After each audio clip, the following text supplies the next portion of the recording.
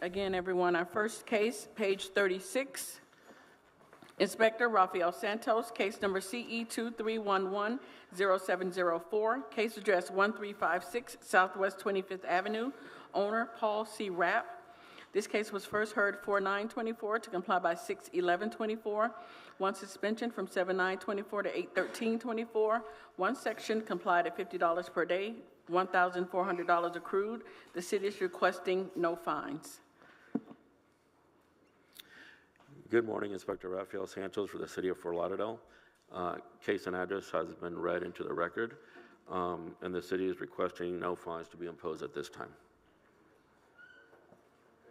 Good morning. You gotta turn on the mic if you have a chance. Yeah.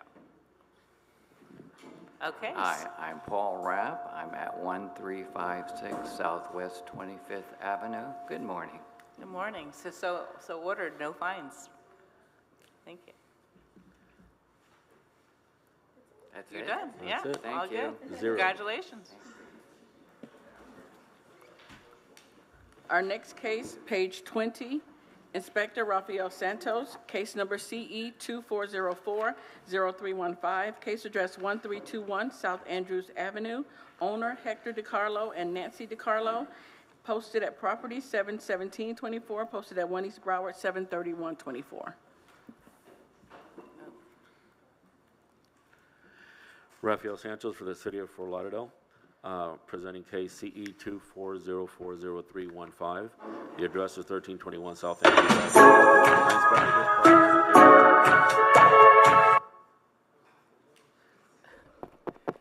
I inspected this property on April 10th, 2024, and cited for the following violation: 47-21.15.a. It shall be unlawful to remove a tree without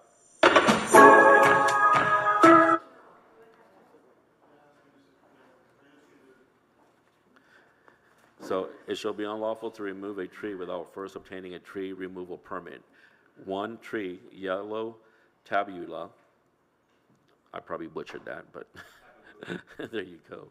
Inspection report was posted on the property on April 10th, 2024, and a copy was mailed to the owner listed on BCPA via first-class mail.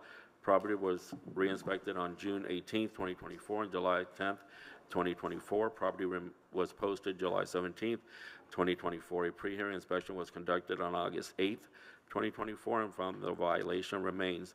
There is an after-the-fact tree removal application submitted on May 6, 2024. Status is waiting on resident. The city is requesting 28 days to comply with the permit application process or a fine of $50 thereafter. Good morning. Should I press here? Yeah. No, you're good. Sorry. Okay. Good morning. My name is Hector DiCarlo. Actually, we bought a property last year. Apparently, there used to be a tree there, which was removed before we moved. We had no idea. And when we requested for the permits for the signs, it turned out to be that the tree was not there, and we learned about it. Well, between the fine and the remediation, we have to pay an awful lot of money, which you cannot afford at this time. Otherwise, the healthcare system is critical right now, and otherwise I would have to close the office or lay off my employees. Okay, so they're not, what the city's requesting is not another fine. It's that they want compliance in 28 days. If you're not in compliance in 28 days, then you're going to have a daily fine of $50. Okay, so you have 28 days to get into compliance. Okay, well, that was not what we were told. Actually, and that's the other property is my wife. If she wants to speak, she needs to come to the microphone. Yeah. Hi, good morning. My name is Nancy DiCarlo. What I was told is that we have to pay a penalty plus remediation if we don't plant another tree or do something. Okay, so that's not what's in front of me. What the city is requesting is for compliance. Whatever that is, that's just apart from what it's in front of me. In front of me is they want compliance within 28 days, and if you're not in compliance, then you'll get fined $50 a day. What would it mean that if we have to be in compliance? What does it mean? Have the tree planted and call the city for a follow-up inspection to make sure that you're in compliance. So a tree planted there, and that would be it? I'll have the city address that. I don't know. Hello, Robert Fisk with the City of Fort Lauderdale Landscape Division.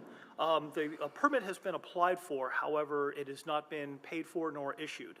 So you would have to come down and your permit's ready to go, you just need to pay for it and have it issued. Yeah, that's the There's thing. 5 caliper inches that's required for mitigation on the property. So there are places on the property that you can plant a couple trees equaling 5 caliper inches. Once that's done, call the inspector, have it inspected, and close the case. So we don't have to pay the penalty? No, you have to pay for the permit itself. The permit is, and if this is not this is a inherited after-the-fact permit. It's not a initial after-the-fact permit. So your penalty or the permit cost is less to you than it would be if had you been the one that actually took the tree out after the fact. Yeah, the city is not imposing the $150 that we would normally impose because we know you guys didn't take that tree down. You inherited this issue. So we're waiving that. All you have to do is pay for the permit, get the final inspection, and we close out that case. And buy the plant tree. the tree, but I don't know where actually, because I don't know where. Now, we have, We don't have even, parking lot for the patients. Once you have the permit issued, you have the access to the inspector. You can call in a job check. They can meet you on site and go over where you can plant trees on the property and what type of trees you can plant. They're very helpful. Once you have that permit issued, you have access to a job check from the inspector. No penalty. No, but, sorry, I have a question. What would be the amount of the permit? $318. And a tree? And then whatever the mitigation would be, yes. Okay, so, question. My mother is very sick. We are leaving to Argentina on September 1st, and hopefully we're gonna be back within 20 days. I respectfully request, That's to her, ma'am, not to them. okay, Magistrate. like, So how much an time do you extension, need? an extension. Okay, so how because- much time do you need? How about 56 days, which would be October 8th? Okay. Is that okay? That is Okay. fair, Okay. yes. Okay. Thank you. You're welcome.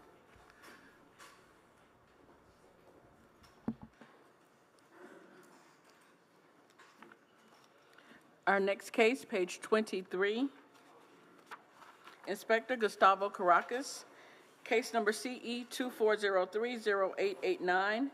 Case address 400 Southeast 8th Street, owner Florida Emergency Management Association, Inc., posted at property 7/17/24, posted at 1 East Broward 7/31/24.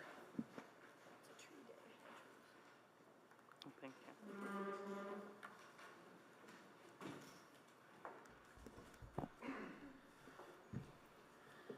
Good morning, Special Magistrate Gus Caracas for the City of Fort Lauderdale Code Compliance Inspector, presenting case number CE 24030889 for the property located at 400 Southeast 8th Street.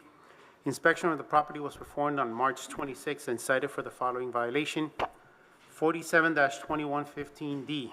There were several trees that were abused by cutting the limbs, and leaving trees in peril without first obtaining required permits from Landscape Department.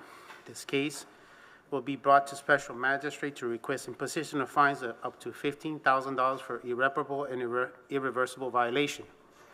Courtesy notice was mailed to the property owner listed on BCPA via first-class mail on March 26, allowing 60 days to come into compliance, which means apply and obtain an after-the-fact permit. Contact was made with the property owner. Special Magistrate request form sent on May 28th and scheduled for today's Special Master.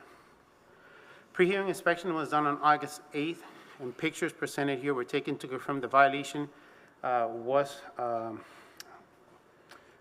done.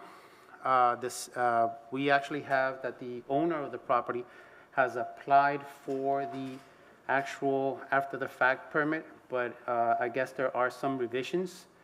We actually have Robert Fisk with us to explain a little bit, but the city is requesting the following: $150 per tree, since this is an irreversible event. There were 10 trees that were hat-racked or lion-tailed. That totals to $1,500. So, photos submitted into record for evidence, and we have the property owner with us today.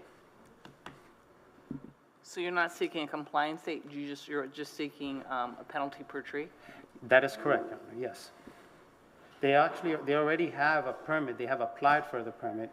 They haven't obtained it because I guess there is some sort of a revision that's with the landscaping department. With code enforcement, we're seeking for irreparable, irreversible of $1,500. Okay, all right, good morning. I'd like to present you with the permit. Sure, please put your name on, and say your name Oh, for the. I'm sorry, louder. I can't, I'm sorry, I can't hear you. What is your name, sir? My name's Joe Kane. Are you the owner? Yes, Okay. exactly. So, well, Florida Emergency Management Association is the owner, but I own the shares, and it's a 501c3 charity, okay? So we applied and have received a permit, okay? Some of the work, about 80% of it's been done, but we have a permit. The trees were pruned, some branches were removed. We didn't cut any trees, okay? But did we cut some limbs? Yes. This was an older property that hadn't been maintained in years. And so they said that the trees were injured, and so then we got a permit. We've Right, so the received- city, they're seeking penalties per each tree that was injured, that's what they're saying. So they can ask for a maximum $15,000. Instead, they're seeking $150 per 10 trees that were injured, totaling $1,500. They're not saying that you don't have the permits or you're not, you're not trying to get in compliance. They just want a penalty assessed for the damage that's been done already.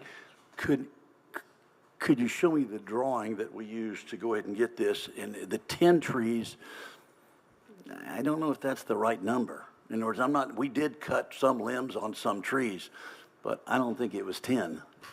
I'm Robert Fisk with the City of Fort Lauderdale. You have a permit that's been issued, and you've put in for a revision to remove all the trees on the property. And that was looked at yesterday by our landscape architect, Mark Cohen. He basically came up with that is stipulated for approval, but by removing all the trees on the property, now you need to show with a landscape plan how you need to get the project back in compliance. We're not going to remove any more than is already on the permit. We already exist. Okay. I know we applied for an additional one, but what we're talking about in this particular hearing, if I'm not mistaken, is that there were 10 trees priorly injured. Is that not an accurate analysis? Or is that wrong? Yeah, at the time of my inspection on the date, which is March 26th, I actually had one of our landscaper inspector, Mr. Jim, with us, and we actually went around the property. We counted 10 from what we can see from the swale or the right-of-way. We didn't go into the property to verify anymore, but we counted 10 from the street. Could we submitted a drawing of which you're aware of when we review it for the revision, as well as what it took to receive this permit, okay? And could you designate for me exactly how it counted up to 10? That was determined by Gus and Jim, our landscape inspector, Right. and Gus on their initial evaluation of the property from the street, looking into the property. Right, that's what I'm saying, is that there were a number of trees, okay? I think there were,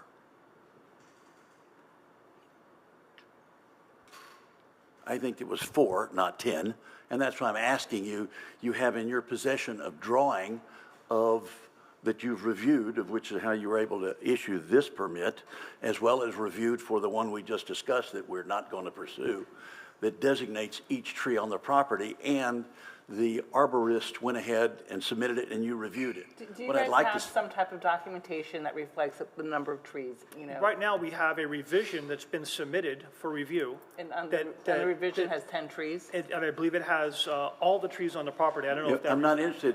This is a prior thing, so we're not talking about the revision at all here. We're talking about what was done priorly back as of March. So you're saying the revision that you submitted doesn't include all the trees that were, it has? No, we're not. We've withdrawn that. We're not going to move forward with the revision. We don't have a void request We're yet. only going to do with what's on the permit that I've already received.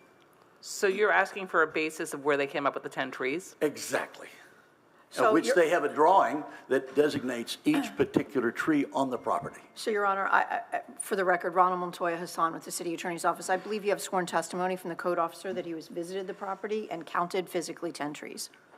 Just because the property owner doesn't like that, testimony doesn't mean that there's no validity to that. He's testified that he and another individual he was with physically counted them when he was present on the property. It's not that I don't like it, I just want a designation. So they don't have, they don't have to have a photo, or they don't have to have a written, they were the issuing officers, inspectors. So they went out and they counted it. It's their testimony, they're under oath that there were 10 trees. There's no reason for them to change, to create a number that doesn't exist, but that's under oath, he's testifying there was 10 trees. Okay. If you had information to show me otherwise, it'd be helpful, but other than, Well, I paid the guy to cut them, so I was aware of the fewer number, and I've spent more time on the property. But how many trees did you think there were, sir? 6. But it's not a big, so if it's, what is the suggested fine here? I'm just trying to find clarity. It's $150 at 10 trees, $1,500. $1,500? Mm-hmm. Fine, okay, that's okay.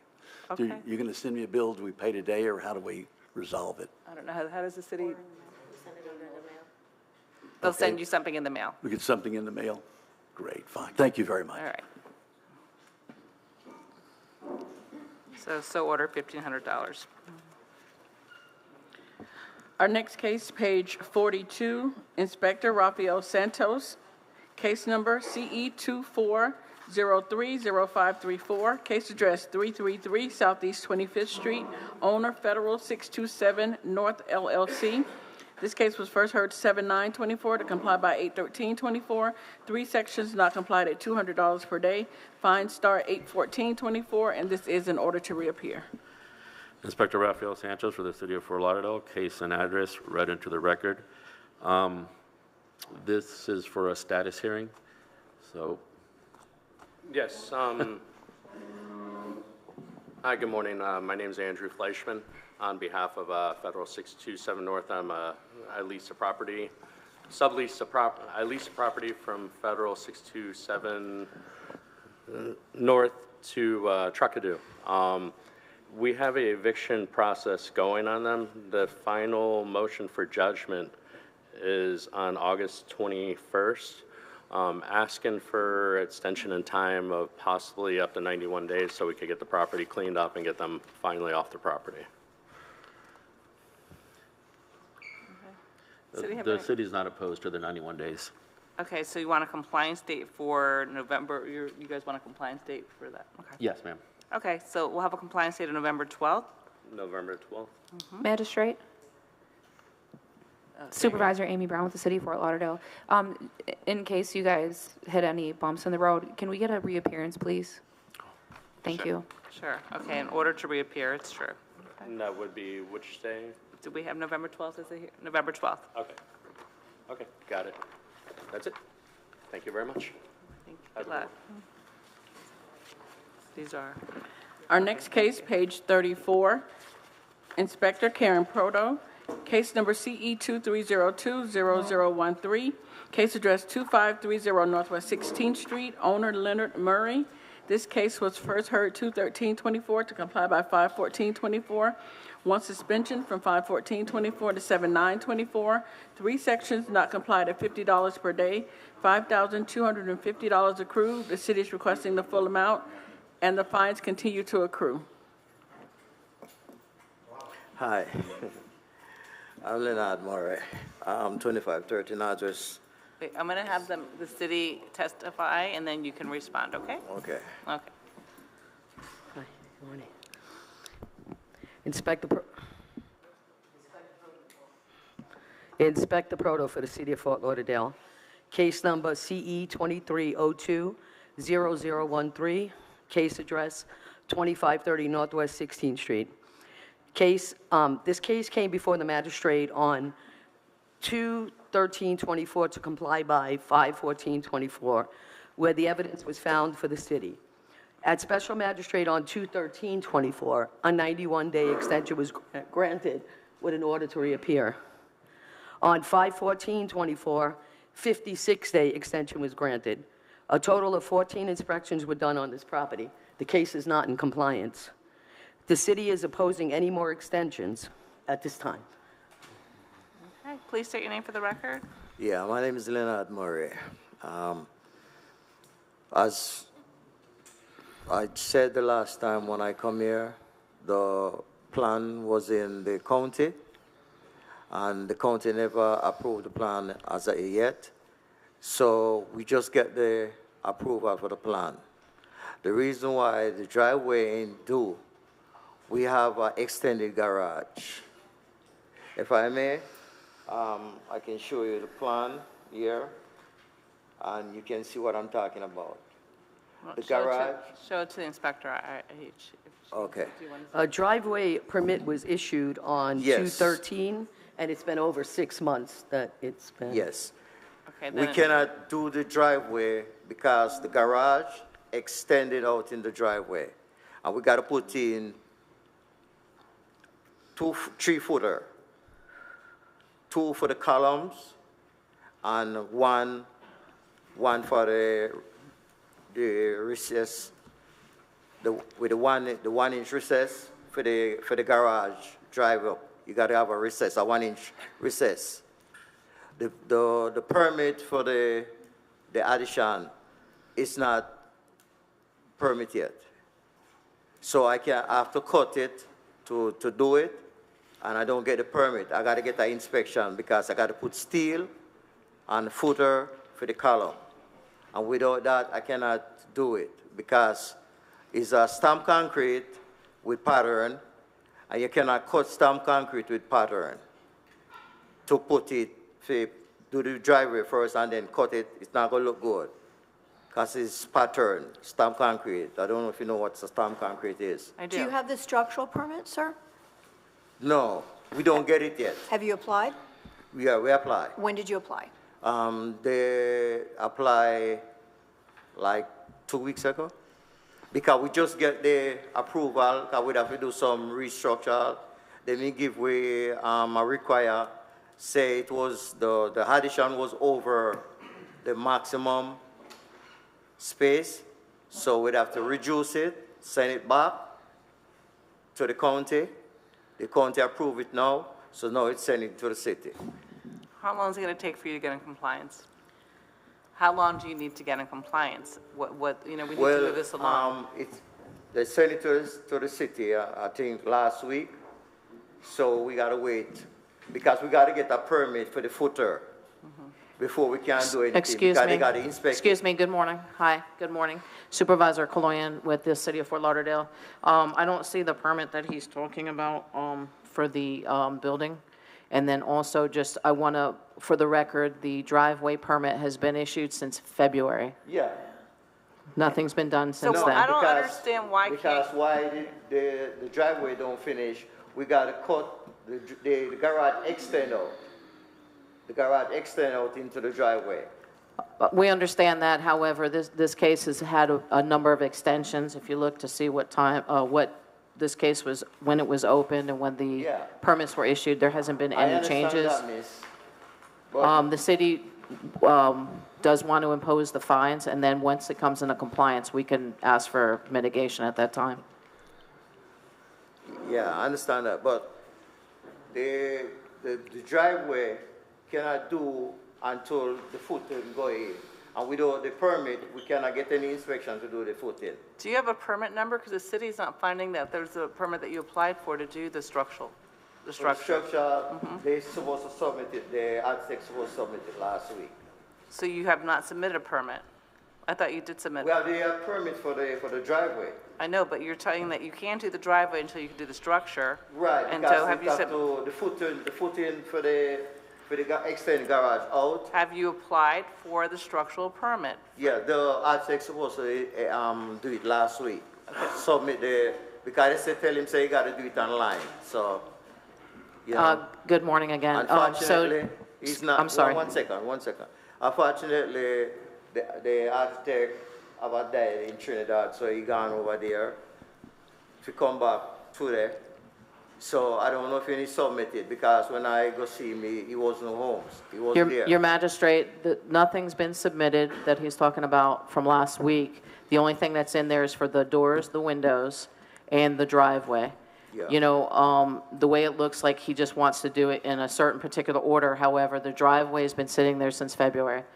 right, Again, the city wants to impose the fines, and then he can revisit the fines later. all right, I'm going to grant the full amount. If I could, Your Honor. Part of the problem, Mr. Murray, is that since you've had that permit since February for the driveway, it's in danger of expiring because obviously you haven't done the work and you haven't had any inspections. And the reason why the work. No, I ain't done, understand why it hasn't because you have happened. to cut into the. No, I understand all that. I'm just saying, I wanted you to be aware and advise you that you may end up having another problem, which is going to be an expired permit because no work has been done on that permit Yes, in I the 6 understand, months. but if Okay, I if just want to the make sure. permit- If the permit expire, I can renew it, because.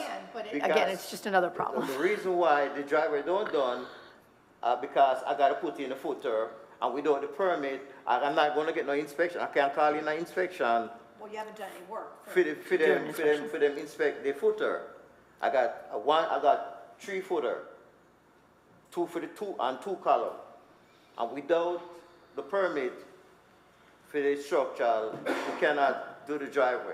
I understand. You Because- probably, since the city says there's no permit application in the system, you probably need to get with your architect Yes, to get on that, he's gonna be back today, so I'm gonna get to him, because he told me he was gonna put it in. and then have him And then address, have a date in Trinidad, so, no, and have him address the issue of the potential of the driveway permit that's going to expire. See if they can, if you get that permit application in, if you can work with the building department to somehow extend that. Because, again, yes, you can renew the permit, but as you know, that's more money, more time, and, just trying to help you. I understand, but the plan, it take a long in the county before we get the plan. The city. No, the county, because they'd have to submit to the county first. The plan, they have to submit to the county first before they go to the city. So we just get the approval back last week. Okay. So this is the new one. This is the new plan. So without the permit, we cannot get any inspection for the footer and for the column and the recess for the Magistrate, garage. Magistrate, hi. Again, I mean, this property, if you look at the pictures Yeah, from I before, understand. it hasn't I understand, moved. and I want to get No- done too. Excuse me, I'm talking. Thank you. So the property nothing has happened with the property. The permit's been sitting there since February. No progress has been made. I'm going We to un- grant the full amount, and I'm going to, in order to reappear October 8th, so that if, in fact, we're not. What? Why? Okay. All right, I'm going to grant the full amount, and then when you're in compliance, we could do a mitigation. But, the city wants to see that you are moving a lot quicker than what you're moving. Yeah, it's not me hold it up in a mess, it's the plan. I understand, Yeah, but the it's pe- been the- over the- 6. The county, I can't jump and tell you, say, give me the plan, and it's not ready. Right, but I the have to wait original on them. violation's gone on for over 6 months. When was the original date of the violation? February 2023. Okay, so it's over a year now. So, you need to move forward, whether you're going to be doing this addition or not, or the structure or not, but you have to move forward with the driveway. And once we get compliance, Okay, sir, once we so- get compliance, we'll help try to mitigate the fines, but we need to move this forward. Okay, so question. If I do the driveway, how am I going to get an inspection for the steel that I'm going to put in cross there for the footer, because it run right in the driveway, right across the driveway, and they don't have no permit for it? How am I going to get an inspection? Well, you can't without a permit. Exactly, so that's the problem. Because they got to put a footer, a 16 by 16 pad for the column, 2 of them, and plus the thing. So how are we going to get, have to pour the concrete? Concrete got to pour, so how are we going to get, how that going to work? Good morning, Katrina Johnson, Code Compliance Manager for the City of Fort Lauderdale. As shared by all of the staff, right now we're seeking compliance. So whatever you have to do to get into compliance is what you need to do. The city cannot advise you on how to do that. However, Once you're in compliance, you can apply for lien amnesty, which will give you a reduction to 10% of what will be owed at that time. So it will be in your best interest to come into compliance as soon as possible so the fines don't continue to accrue to an amount that will not be feasible for you to pay at the end. Let me ask that question. So, but here's the thing. So there are a lot of people waiting. If you want to, we can speak offline and allow the other people to be heard. Okay? So, quick question. Okay. Yeah, I'm opposing. Our next case, page 8, Inspector Robert Kroc, case number CE 2406-0393, case address 17 South Fort Lauderdale Beach Boulevard, owner Thora Gallery at Beach Place LLC, posted at property 7/18/24, posted at 1 East Broward 7/31/24.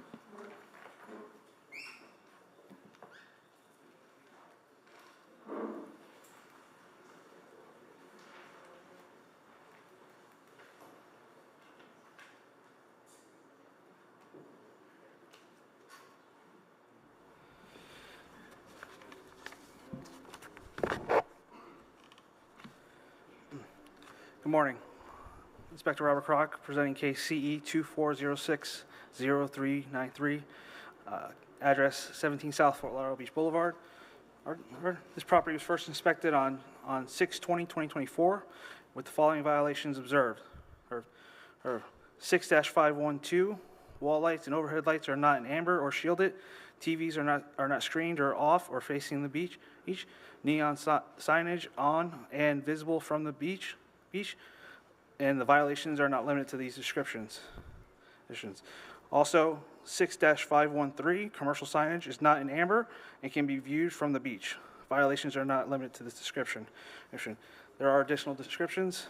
Going to Dick's Last Resort have blue string lights wrapped around the pole that are visible from the beach and need to be turned off or changed to amber. This was complied. Second-story establishment has string lights on the south side that are visible from the beach and need to be turned off or changed to amber. This was complied.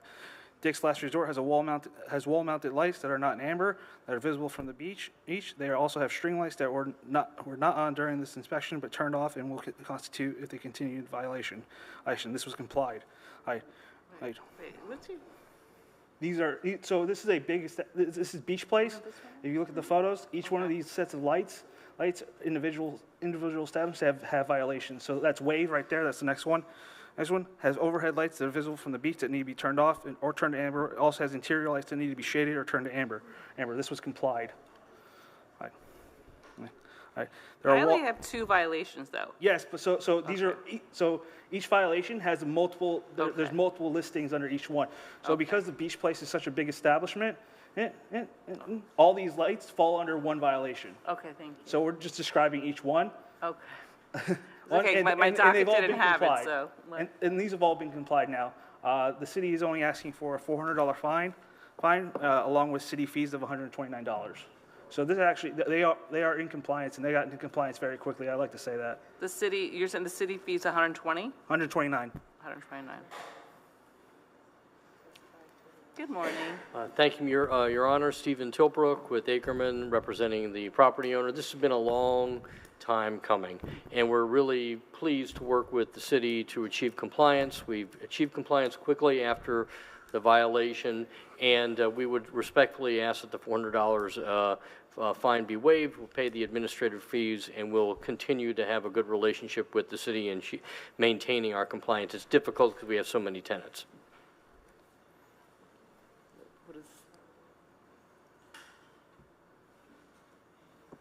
Good morning, Supervisor Kaloyan.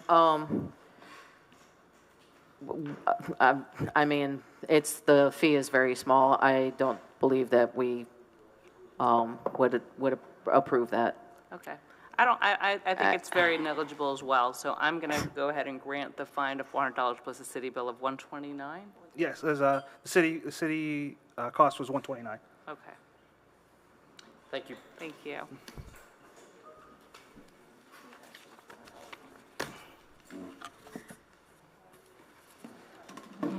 Our next case, page 22. Inspector Rafael Santos, case number CE 2405-0561, case address 2609 Southwest 13th Place, owner Edward W. Jorgensen, posted at property 7/18/24, posted at 1 East Broward 7/31/24. This one? Okay, is this one off? Good morning, Inspector Rafael Sanchez for the City of Fort Lauderdale. Case and address read into the record. Inspector Diego Santos inspected this property on May 17th, 2024, and cited for the following violations. 9-280B, which is complied. 9-306, the exterior building walls have not been maintained. Structural parts, including fascia, soffit, and wall, are in disrepair. There are areas of the exterior that have stains and missing peeling paint. 9-304B, the driveway at the property is in disrepair, having cracks and weeds growing through it. 18-12A is complied. Inspection report was posted on the property May 17th, 2024, and a copy was mailed to the owner listed on BCPA. Re-inspected property May 30th, 2024, and July 8th, 2024. Posted the property July 18th, 2024. Pre-hearing inspection was conducted on August 8th, 2024, and found that the violations are not complied. The city is asking for the following for the code sections: 9-306, 91 days, or $50 per day. 9-304B, 91 days, or $50 thereafter, and a mandatory appearance. And 9-280B is in compliance? Yes, Okay. So only two sections are not? Okay. correct. Okay, so ordered. And also notice to reappear on November 12th as well. Do you have anything to say? Or? Oh, sorry, please state your name for the record. Good morning. Hi, I'm Kristen Efremov. I'm the legal guardian of this property. My father is currently in a nursing home. Currently, he's in the hospital at Broward Health. I had to seek guardianship after his wife passed away, and he has dementia and Alzheimer's and heart issues. He recently had brain surgery last Tuesday. So my sister and I have been working to fix up the property. As you see, right after the initial inspection, we were already in the process of having it cleaned up. So everything I do to this property and his care, I have to seek a petition to the court through legal guardianship. Do you need additional time then? Yes, so that's why and we're trying to sell the property to pay for his care. Okay, So how much time we have do you already, need? I mean, I requested 90, but I don't know if it'll need more time at that point. Okay, because the city had agreed to 91 days. Right. Why don't we do 119 days and see if that's, obviously you can ask for additional time, and we're going to do order to reappear as well on that day. Okay, thank you for. You're welcome. Good luck to you. Thank you.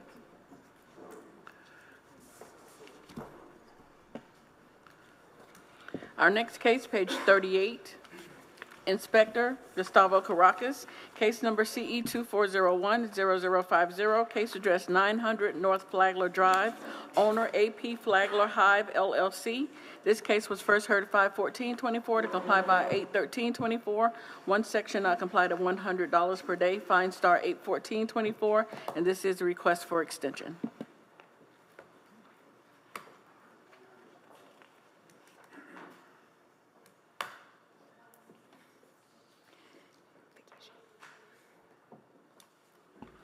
Good morning, Special Magistrate Gus Caracas for the City of Fort Lauderdale. Case and address as read. This case first became before Special Master on May 14th of this year, where evidence was presented and magistrate found for the city. These violations were first cited on January 2nd of this year, and so far a total of 8 re-inspections have been made to the property. There were conversations by phone and in person with the property owner, and during these conversations, the status of the violation and corrective actions were discussed. We do not have compliance on the case, but I can tell you, Magistrate, that the property manager is doing its due diligence to getting the permits with the City of Fort Lauderdale. We have a representative here with us today for asking for an extension. Hi, good morning. My name is Genesis Landino on behalf of AP Flagler Hive. We're just requesting an extension. Our land care company is taking care of permitting. How much time do you need? I would say probably, I don't remember what last time we got, maybe 60 days or something like that. Let's see. You had 90 days. So 90 days. It is taking time for them, ma'am. The city is going back and forth with them because, again, this is the city swale. They actually want to beautify it, and they want to confirm or comply with the city as well. All right, so I'll grant the extension 91 days? Okay, perfect. All right, Thank good you. luck to you. Thank you. I think one more. One more. I have one more. I'm next. Our next case, page 32, Inspector Gustavo Caracas, case number CE 2401-0049, case address 733 Northeast 2nd Avenue, owner AP Flagler Uptown LLC. This case was first heard 4/9/24 to comply by 7/9/24. One section not complied at $100 per day, $3,500 accrued. The city is requesting the full amount, and the fines continue to accrue. Good morning, Your Honors. Gus Caracas, presenting case and address as read. This case first became before Special Magistrate on April 9th of this year, where evidence was presented and magistrate found for the city. These violations were first cited on January 2nd of this year, and so far a total of 9 re-inspections have been done to the property. There were conversations by phone and in person with the property owner, and during these conversations, the status of the violations and corrective actions were discussed. We have no compliance on this property, but again, it's the same situation with the 900, the prior case. They're actually doing their due diligence and getting the permits from the city as well. So are you still requesting the full amount, or you're agreeing to an extension? They're actually here to ask for an extension, Your Honor. Okay. We're requesting an extension. Again, Genesis Landino. 91 days, okay? Yes. Okay, I'm going to grant an extension, which would be November 12th, 91 days. November 12th. Okay, thank you. Thank you. No, I'm not going to impose the fines. We'll put a stay on the fines. Okay. And that will be for both cases, Your Honor? Yeah, Thank you. thank you. Our next case, page 34, Inspector Karen Proto, case number CE 2311-0687, case address 2798 Northwest 20th Street, owner registered holders of MS ABS Trust, in care of FLW Weissman and Gordon LLP. This case was first heard 4/9/24 to comply by 5/14/24. One suspension from 5/14/24 to 7/9/24.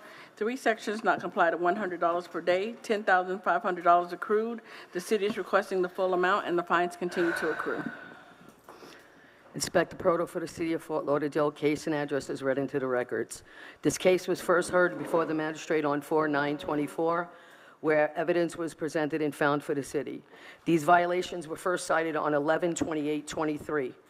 At the special magistrate on 4/9, it was ordered 35 days or $100 a day per violation.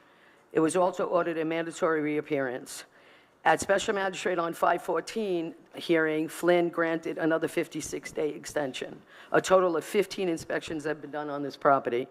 The case is not in compliance. The city is recommending full imposition of fines and opposing any more extensions at this time. Good morning.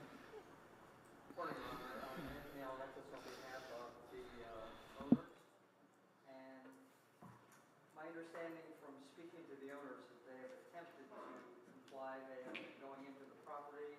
They have been cleaning it up, apparently not to the satisfaction of the city, but they have been attempting to do so. I presented pictures today to Ms. Santos with regard to it, and it looks like a lot of it is just merely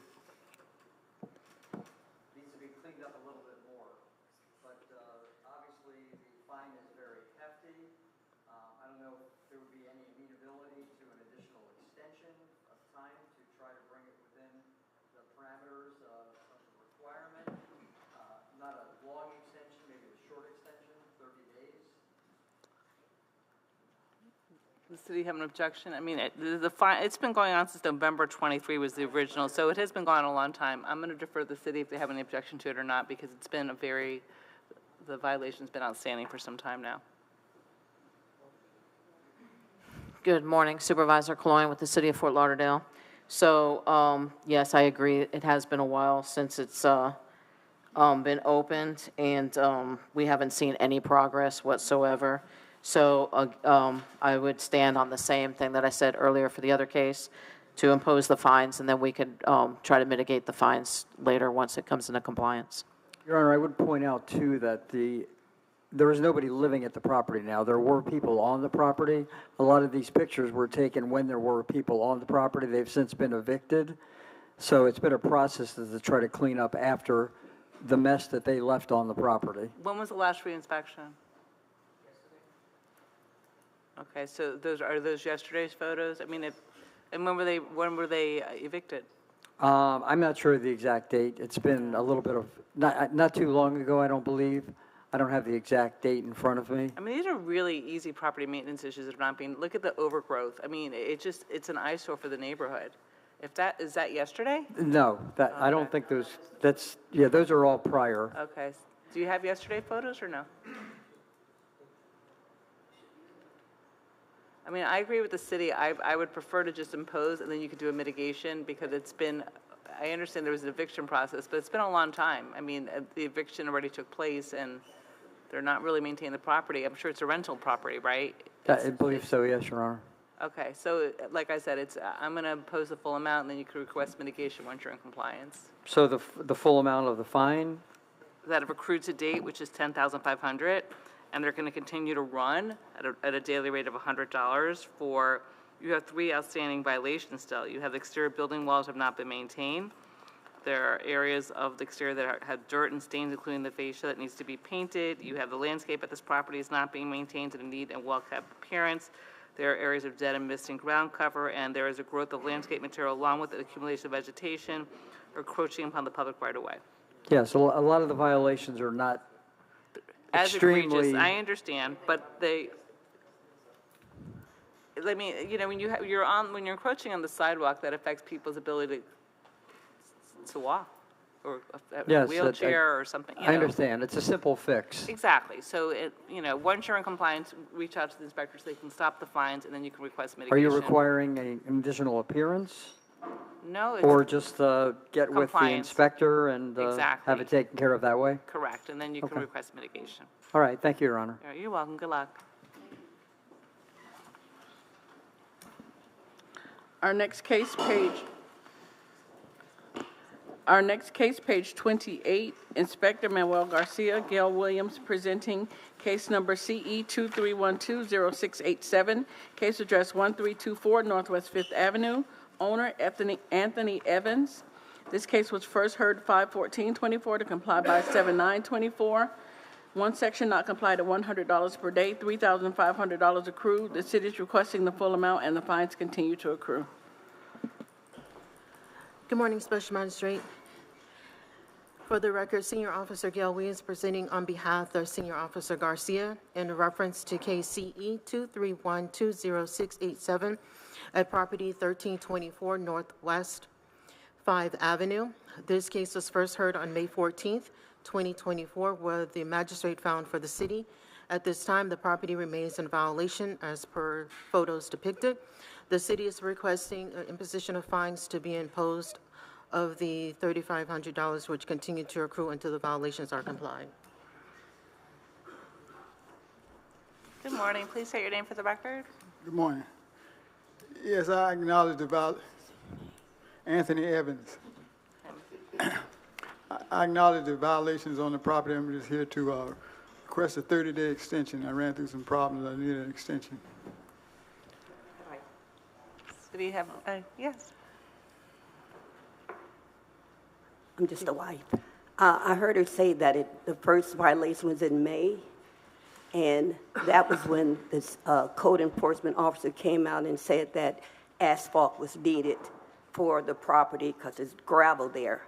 And they said asphalt was needed. So Mr. Evans, he went starting to get prices on the asphalt. And then when he kept going on to the city, one of the gentlemen said, no, you don't need asphalt. You're grandfathered in. You only need gravel because he has the property over 25 years. And I think the grandfathered in came in 2017, I think. So he wasn't sure. He wanted to make sure. So he went back to the city, and he didn't want to do anything until he got it properly right. And then another gentleman there said, let me check, hold up, let me check, and come back, which he did. He's been there like 5 or 6 times to the city, trying to make sure he got it right. So now, I think he finally got it right. He got a letter saying, yes, you have to only put gravel down in front of the duplex. But now they're asking for a survey and a permit So he went back and said, I've had the property almost 25 years, and has been violations of the gravel, but he's always fixed it. He gets, gravel, have the people come in, put gravel, get the grass up, and the case is always closed, I think 4 or 5 times. It's the gravel, put more gravel down because of the wear and tear, and he's always done that, and the case is closed, he's always been in compliance. Now, this is all new about the permit, the survey, just for the gravel in front of the duplex. So we're kind of like on a slippery slope. So he's really just asking for an extension. How much time does he need? He said 3 to 4 weeks. Okay, I have no problem with that. Magistrate, I'm sorry. Katrina Johnson, Code Compliance Manager for the City of Fort Lauderdale. The city is not opposed to a 91-day extension. Okay. All right, so I'm going to stay the fines and grant a 91-day extension, which would be November 12th, okay? Thank you very much. Thank you, Your Honor. You're welcome.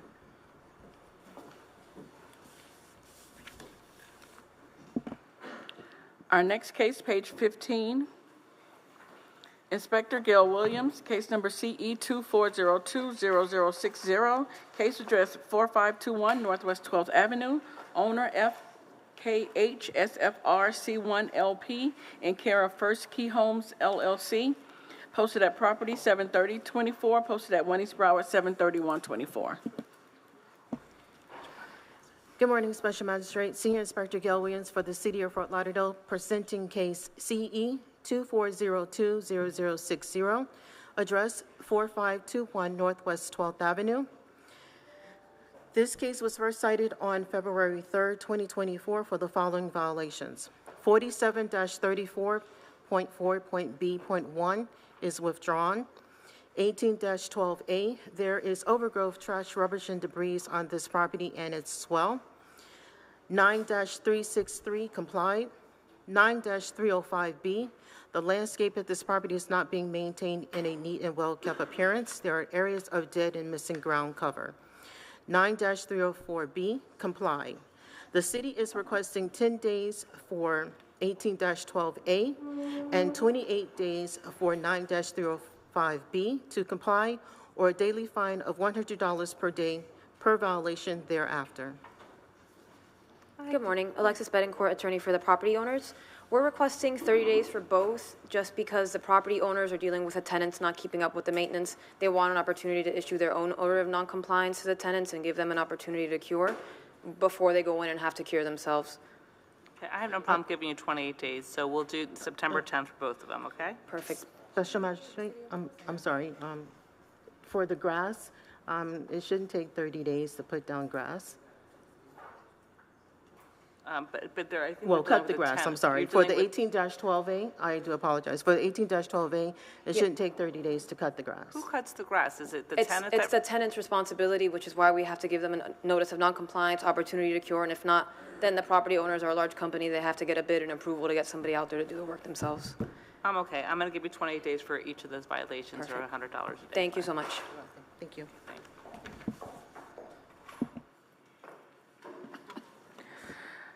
Our next case, page 35, Inspector Wanda Aquavella, case number CE 23080796, case address 1801 Northwest 5th Street, owner Panassa LLC.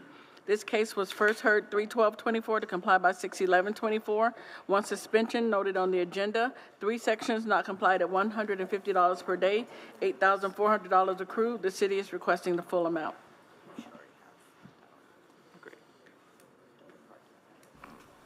Good morning, Wanda Aquavilla for the city. Case CE 23080796, the address is 1801 Northwest 5th Street. The case was first heard on 3/12/24. The magistrate ruled in favor of the city. The property owner was ordered to correct all the violations at this property. The violations were not brought into compliance, fines accrued. The property has since been brought into compliance. The city is requesting full imposition of fines. The owner is here to speak. Hi, good morning. My name is Antonietta Draicchio. Yes, we had a lot of problem with this property because with the tenant.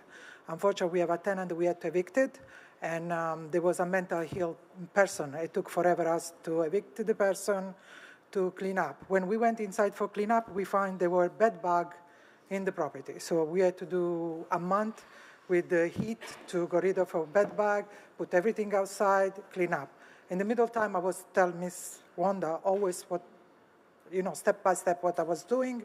And the last time I came here, because like you see, there were a lot of damage on the grass, we cannot put the grass on the top. So we had to do, prepare the property, put the grass on. So it took a lot of time. And plus, because we lost more than $10,000 in the eviction for help the tenant, we had to recruit the money from other property to finish the property in the right way.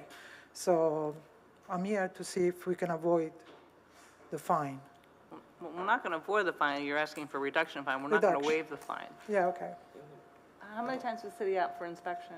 We were out there 16 times and came here this is number 4. It's a total of 1,068.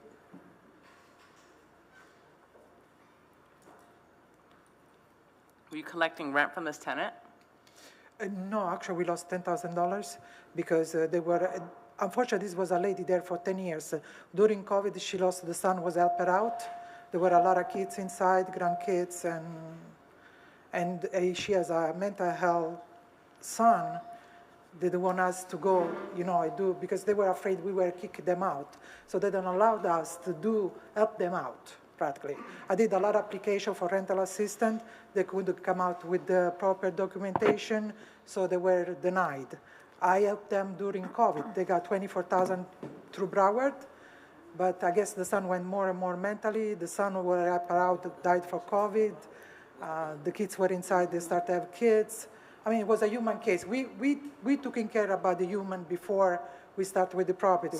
So until more recently, you collected rent and then you stopped collecting rent because they stopped paying? Yes, $8,000, plus we had to wait for them to get evicted, so it was more. And plus, the property was totally in distress because they were not paid. I have everything here we spent so far $24,000. What is that you have? I have the accounting because we have a system where we put like all the expenses, what we lost in Rental Avenue, $8,700. Okay. And everything. I mean, Your Honor, if I could just add, Ronald Montoya Hassan with the City Attorney's Office, just a quick check of BCPA. This corporate entity owns 60 properties in Broward County, 60. And we all have low-income property. That's what we specialize. All low-income, Section 8. Right, but you collect rent on all of them when you're Yes, Section 8. but that's what we did. As soon as we sent out to the tenant, we start, but take some time to fix everything. Only the bed bug take us a month to go inside. They throw away everything. Okay, I'm going to reduce the fine to $2,500 plus the court costs. I don't know what those. 1,058. Okay. $1,068. $1,068. Right, so it'll be $3,568 exactly. There is no way to lower a little bit more? No, I mean, it's less than half. It's $8,400 in fines, and the court costs are the court costs. They went, 16 times plus to inspect the property and 4 times before special magistrate. That's 20 times, so that's $1,068 are the administrative costs, and $2,500 is less than half of, it's almost a fourth of what's due and owing. Okay. Okay. You're welcome. Our next case, page 33, Inspector Rachel Moore, case number CE 23060986, case address 310 Southwest 31st Avenue, owner Raymond Ray Checo and Maria and all others. This case was first heard 4/9/24 to comply by 6/11/24. 1 suspension from 7/9/24 to 8/13/24.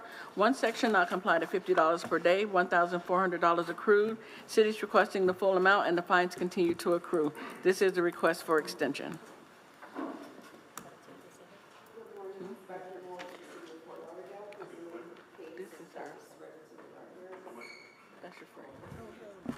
Good morning, Inspector Moore for the City of Fort Lauderdale, presenting case just read in.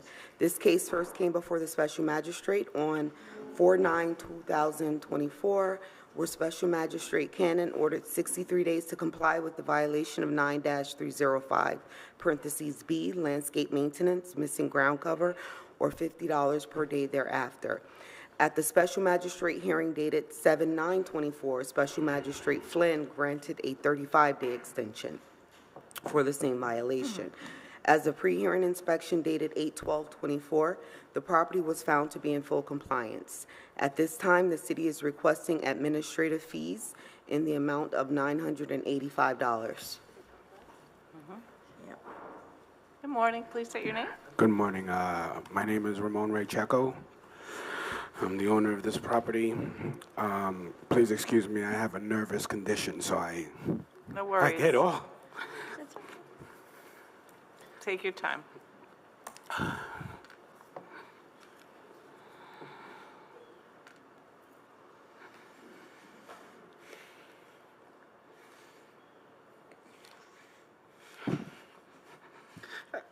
Do you want to take a break and come back? I can't at this moment. That's okay. It's okay.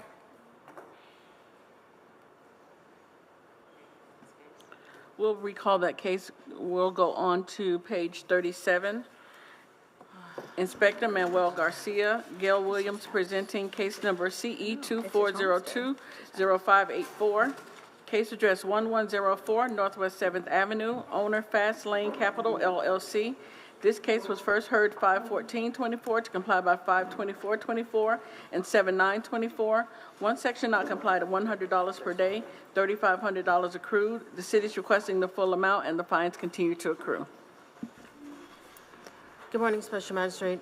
For the record, Senior Officer Gail Williams presenting on behalf of Senior Officer Garcia in reference to case CE 2402-0584 at property 1104 Northwest 7th Avenue. This case was first heard on May 14th, 2024, where a Special Magistrate found for the city. At this time, the property remains in violation as per the photos depicted. The city is requesting the imposition of fines of a sum of $3,500, which continue to accrue until violations are complied. Good morning. Please state your name. Hi, good morning. Gorsh Renker with the management. Permits were pulled. Survey was done from the 17th of last month, and we're asking for an extension on that so we can comply. Do you guys have the permit information? No, I do not. How much time do you? How much time do you need to get in compliance? 60. 56 days? Okay. All right, so I'm going to grant the extension to October 8th and stay the fines. Thank you, Your Honor. You're welcome.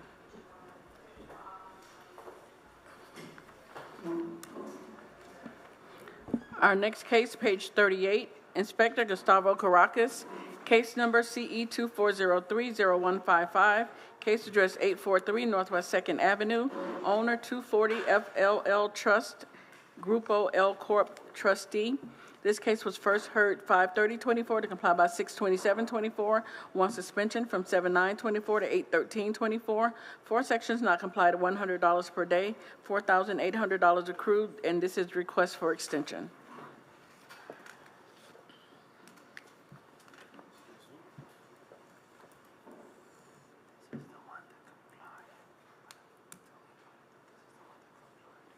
Okay.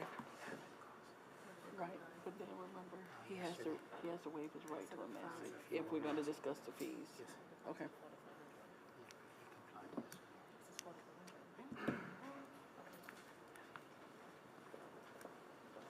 This case, own business is compliant.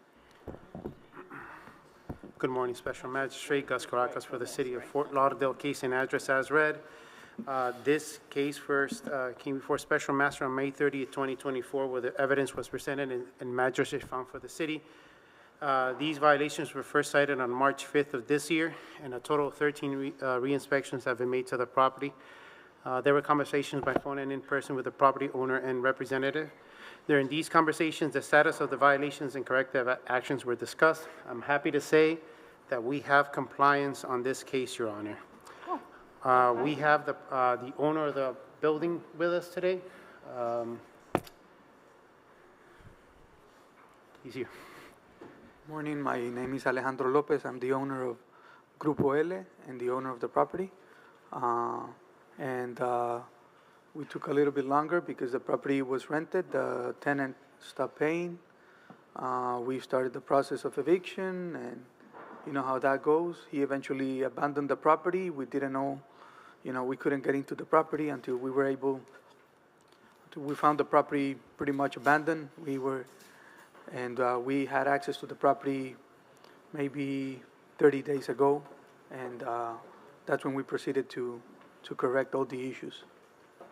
What is the city seeking? Your Honor, we would have to ask the property owner if he likes to, waive the rights to a Massey. Do you want to waive the right to a Massey hearing? We're trying to see, right, you're in compliance, and the city was seeking the $4,800. Do you want to waive that? Do you want to waive the right to have another hearing to address the fine? Do you want to deal with it now? Yeah, we don't want more extensions, so we waived the. Okay. Do you want to have the hearing heard today to discuss Yes. the amount of fines? Yes. What is the administrative It is the cost? position of the city, Your Honor, the fines be imposed as read, but we would like to point out that the administrative cost of this particular case has been a total of $847. Okay. When did your eviction proceedings start with your tenant? Well, we never even got to the part. We put the notes and we were waiting for to start the process when we found out that the property was abandoned. Okay. So when did they stop paying you rent? Around April, I think. So you have never, the property has been abandoned and vacant, has been vacant since April with Correct. no rent? Yes. God bless you. Thank you. Okay, I'm going to reduce the fine to $2,400 plus administrative costs of $847. So we would like, if it's possible to, if the fines can be completely. We're not going to waive them because the violation existed. Okay, so your fines total $4,800. I went ahead and I reduced the fines to, I reduced them for a total of $3247, which includes the administrative cost of $847. Every time they went out to the property, there's a cost involved. Every time they have to re-inspect it. Correct, the administrative fees. That's the administrative fees are in the amount of 800. $847. There's no way that you can just impose those fees? No, because you were in violation. Before that time, you were collecting rent. I understand that from April till today, you didn't collect rent, but this. No, from April is when he abandoned the property. He didn't pay for like 2 or 3 months. Right, but prior to that time, this is a rental property, right? So it's not like, you were collecting right prior to that time. You were, look, you had illegal use occurring, there's all these violations that were taking place. Unfortunately, as the owner, you become responsible for your tenant's actions. So there still are fines to be paid. I understand that, so that's why I reduced your fines in half, by 50%. I don't know if they can apply for amnesty after that, or no? No, okay. There's no possible way you can reduce them to a 25%?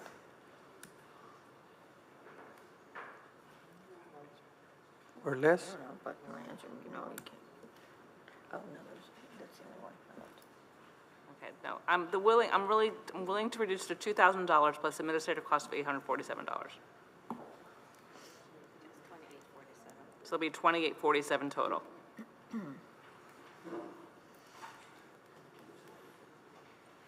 Was any 24? $2,847. Your fines were originally $4,800. I'm reducing them to $2,000, and your court costs are $847. So it's $2,847 total. Okay. The original fines were $4,800 plus court costs of $487. So I reduced them by more than 50%. All right. Thank you so much. You're welcome. Our next case, page 18, Inspector Rafael Santos, case number CE 24050357, case address 700 Southwest 24th Avenue, owner Mohammed Abdul Matin and Parvin Matin, posted at property 71824, posted at 1 East Broward 73124.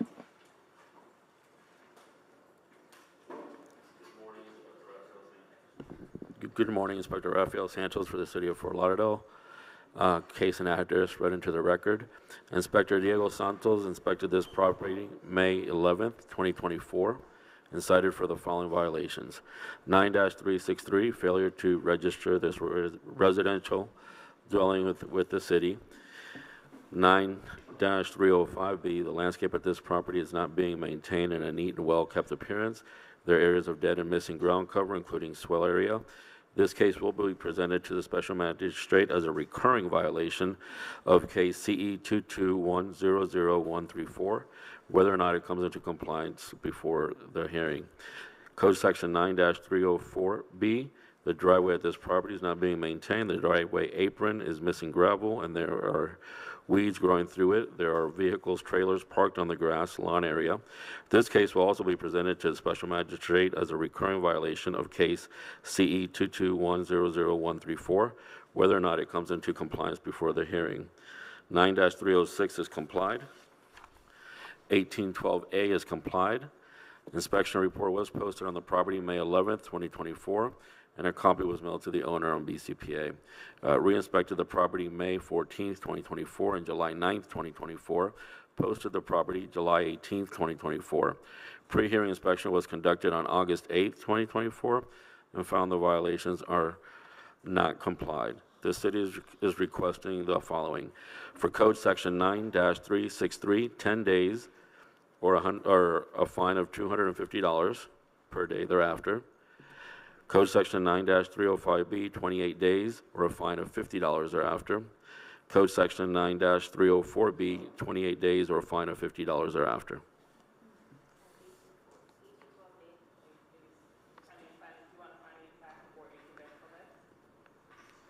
What was it? I'm sorry? Oh, yes, ma'am. Yes. Hi, good morning. This is Mohammed Uddin. Your Honor, we complained. We put the grass in there, we put the gravel, but we couldn't contract with the Diego Santos, the officer, because he's not anymore with the city probably, so to do the inspection. But it's dried. We put the sod in the grass on the property, but it's dried.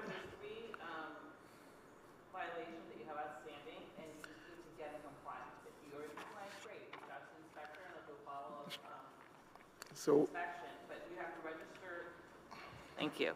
You haven't registered with the residential rental dwelling with the city. That you have to do. I don't know why that hasn't been done. You have to, so they're seeking a 10-day compliance date or $250 a day. I just need an extension for it so we can do it as soon as possible. You need an extension. Okay, so 10 days, you're going to. Give us at least 2 weeks.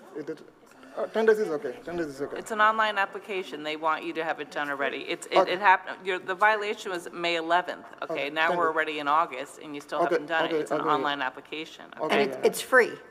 Okay, Your It's free. I'll do that. Okay, and then you have to get the landscaping within 28 days. They want the landscaping all being maintained. Okay. Yes. And then you have 28 days to get the driveway of the property is not being maintained either, okay? Okay, Your Honor. All right, and then I'm going to also enter a finding of fact as to the recurring violation of the overgrowth, trash, and rubbish, okay? All right? Thank you, Your Honor. Good luck to you.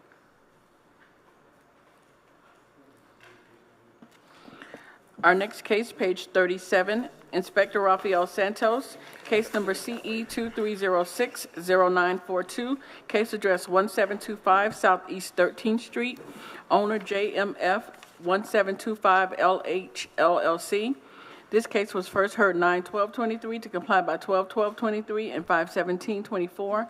One suspension from 6/11/24 to 6/21/24. Two sections complied at $100 per day, for a total of $21,800. The city is requesting the full amount.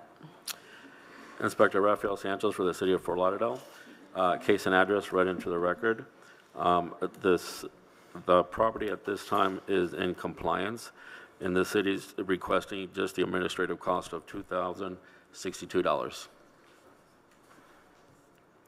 Good morning. Good morning. My name is Oscar Morales on behalf of JMF, and we agree with that. We have no. Okay, so ordered. It'll be the administrative cost of $2,062, correct?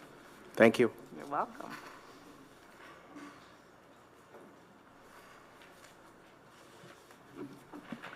Our next case, page 39, Inspector Gustavo Caracas, Case number CE 23030922, case address 1415 East Las Olas Boulevard, owner Lucky 14 LLC. This case was first heard 6/11/24 to comply by 8/13/24. One section not complied at $100 per day, fine start 8/14/24, and this is in order to reappear.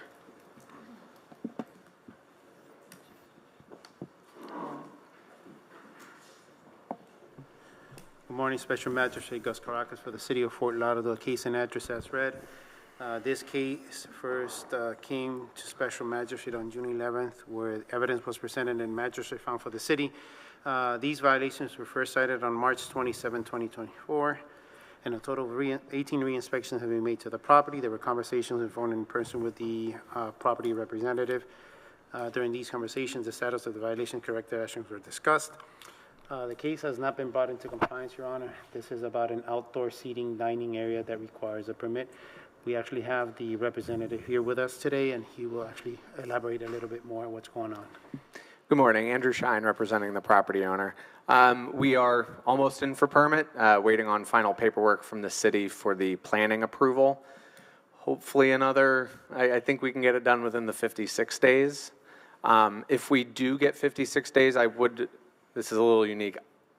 If we can request 56 days, but in order to reappear on the next agenda after that, reason being I won't be here. I'll be out of town in 56 days. Okay, why don't I just make it easy and do 91 days? That works. Okay, let's do November 12th and in order to reappear November 12th. Okay? Thank you. You're welcome. Our next case, also page 39, Inspector Gustavo Caracas, case number CE 24040555, case address 301 Southwest 1st Avenue, owner PMG Graybrook Riverfront 2 LLC. This case was first heard 6/11/24 to comply by 8/13/24. One section not complied at $100 per day, fine star 8/14/24, and this is in order to reappear.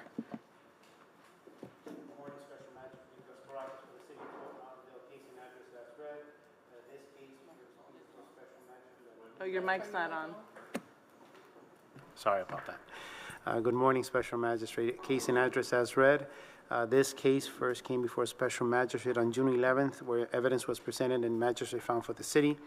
The violation was first cited on April 16, and so far a total of 7 re-inspections have been made to the property. There were conversations in person with the property representative, and during these conversations, the status of the violations and corrective actions were discussed. The case is not in compliance, and we have the property representative to discuss what's going on with the permit process. Good morning. Andrew Shine, representing the property owner. We did submit for approval of it through the planning department on July 26th. That is going through the process. We're in a rock and a hard place here. We have to get planning approval and likely city commission approval for this. But if we take it down, we're in violation of our old approval. So we either have a code violation here or we're in violation at planning and zoning. So at this point, we're deciding to leave it up and get it permitted. Okay, so you need additional time. This one is, yes, we would request 91 days for this one. No problem. I'll grant additional time until 91 days, November 12th. With an order to reappear, please, if With possible. an order to reappear, then. Perfect. Thank you. You're Thank you, Your Honor.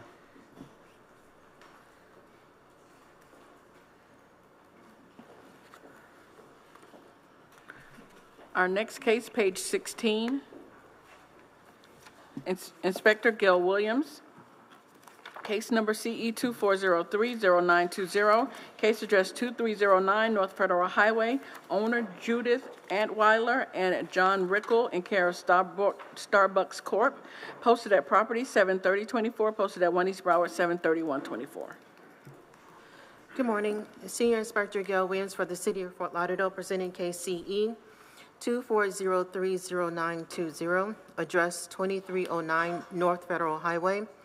This case was cited on March 28, 2024 for the following violation: 47-21.12.8.2.b. The living hedges and trees have been removed behind the buffer wall along the water. The city is requesting 56 days to comply or a daily fine of $200 per day thereafter. Good morning. Good morning, Your Honor. Gabriel Gonzalez for the owners. We agree 56 days. We're working with the city to get this taken care of. Great, so ordered. Thank you so much. Thank you. Thank you. Good luck.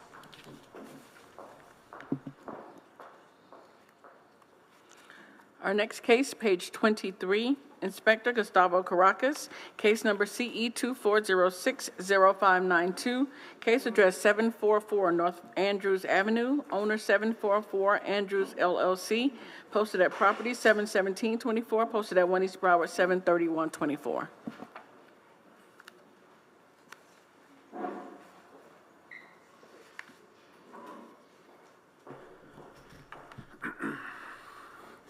Good morning, Special Magistrate Gus Caracas for the City Code Compliance Inspector presenting case number CE 24060592 for the property located at 744 North Andrews Avenue.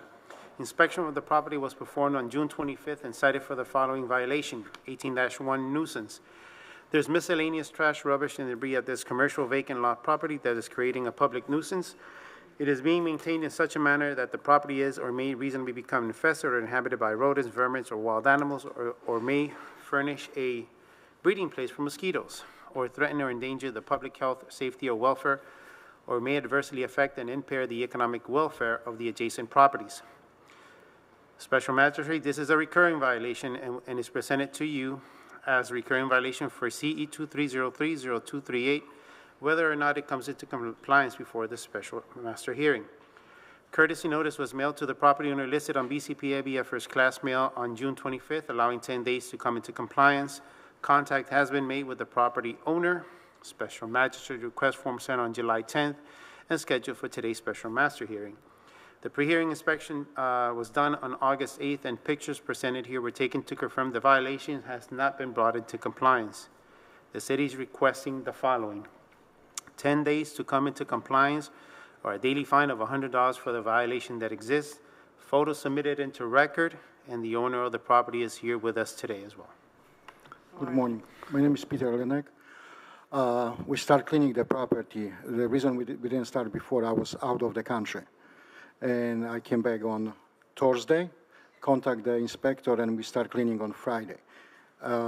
We still have some left to be cleaned. That's why we're asking for the extension. But there are cities requesting compliance in 10 days. That's okay? fine. All right. That's So fine. you have 10 days to get in compliance, which would be August 23rd, or you're going to have a fine of $100 a day. I just want to point out that this garbage is, people cut the chain and they start dumping this. So what This happens not is, our- right, yeah. if you don't maintain it, then it accumulates because people see it as a Right, free-for-all. so this happened over like last 30 days. Right, so you have to have someone that comes over and maintains the property, inspects the property to make sure that the chain is yeah. Right, I did, but like over. Well, now you're back, Yeah. so, hopefully you'll get it done within the next. Yeah, 10 days, yes. Just call the inspector when you're done so that you can have a follow-up inspection. Yeah, and do I have to come back? No. No, okay, thank you so much. You're welcome, good luck to you. Your Honor, just before he leaves, just for the record, this is a recurring violation as well. For the record, if this happens again, please make sure, I hope it doesn't happen again, but please make sure to have your vacant property clean as always. So if it incurs again as a repeat, it may incur into fines immediately. So be aware of that, please. Okay? Okay. Thank you. Thank you.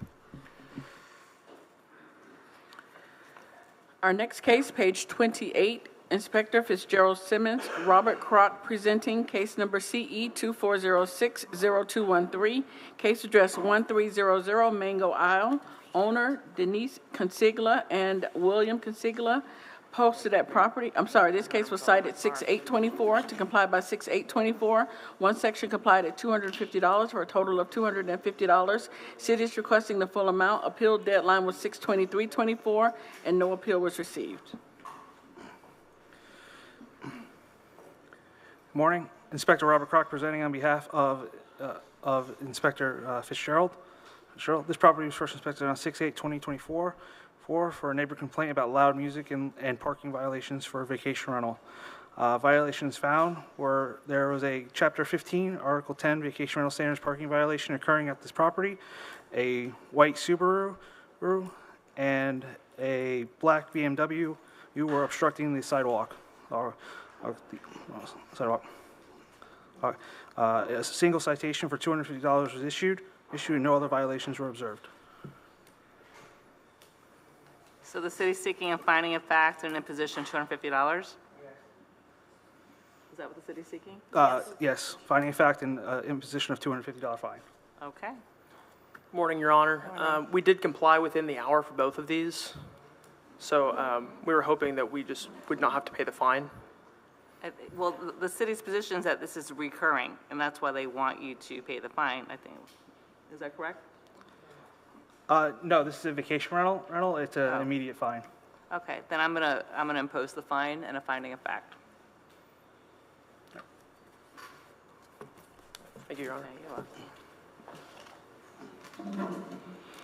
Our next case, page 13, Inspector Guy Siderman, case number CE 240200437, case address 719 Northwest 15th Avenue, owner Nicole Ashley Jolly and Elglin Gloriana Jolly, posted at property 7/20/24, posted at 1 East Broward 7/31/24.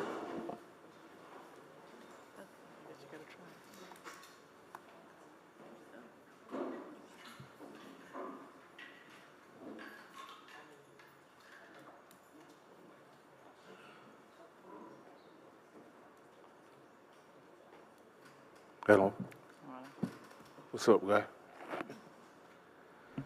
Guy Siderman, City of Fort Lauderdale Code Compliance, presenting case CE 240200437 for the property located at 719 Northwest 15th Ave. This property was first inspected on 2/16/2024 by Jeffrey Lombard and given time to correct the following violations. Violation 9, TAC 313A complied. Violation 9, TAC 306. The exterior building walls have not been maintained. Structural parts, including fascia, are in disrepair. There are areas of the exterior that have stains and missing peeling paint. The roof is stained and needs to be maintained. The windows, shutters, and awnings are stained with missing and peeling paint. Violation 9, TAC 305B. The landscape of this property is not being maintained in a neat and well-kept appearance. There are areas of dead and missing ground cover, including but not limited to the swell area.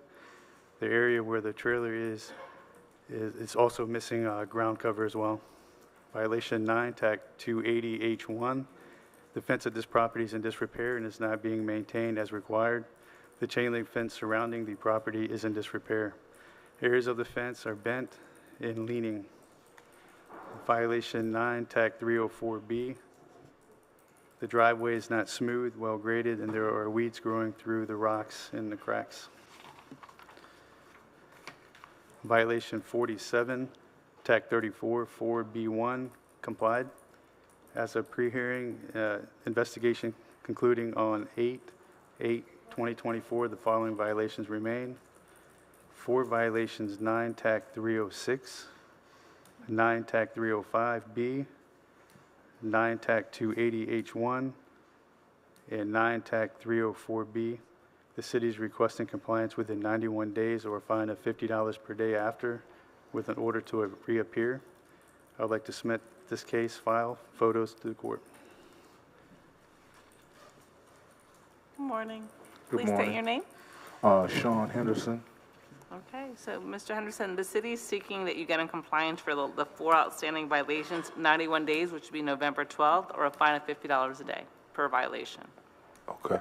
Okay, do you understand what needs to get done? Yeah. Okay, good luck to you then. And when you're in, reach out to the inspector. Yeah, I know. I got his number. And are you requesting an order to reappear as well? Correct. Okay, so you need to come back on November 12th as well. All right, thank you. You're welcome.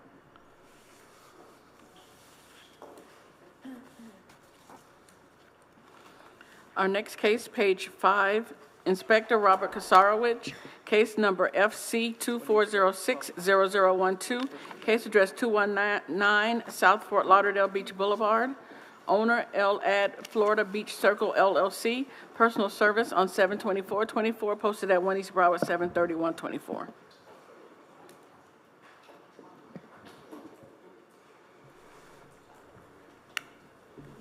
Good morning, Your Honor. Captain Robert Kasarowicz, Fort Lauderdale Fire Marshal's Office for case FC 24060012 with a property address of 129 South Fort Lauderdale Beach Boulevard. Property reside in reference to NFPA 101-7.2.1.4.5.1.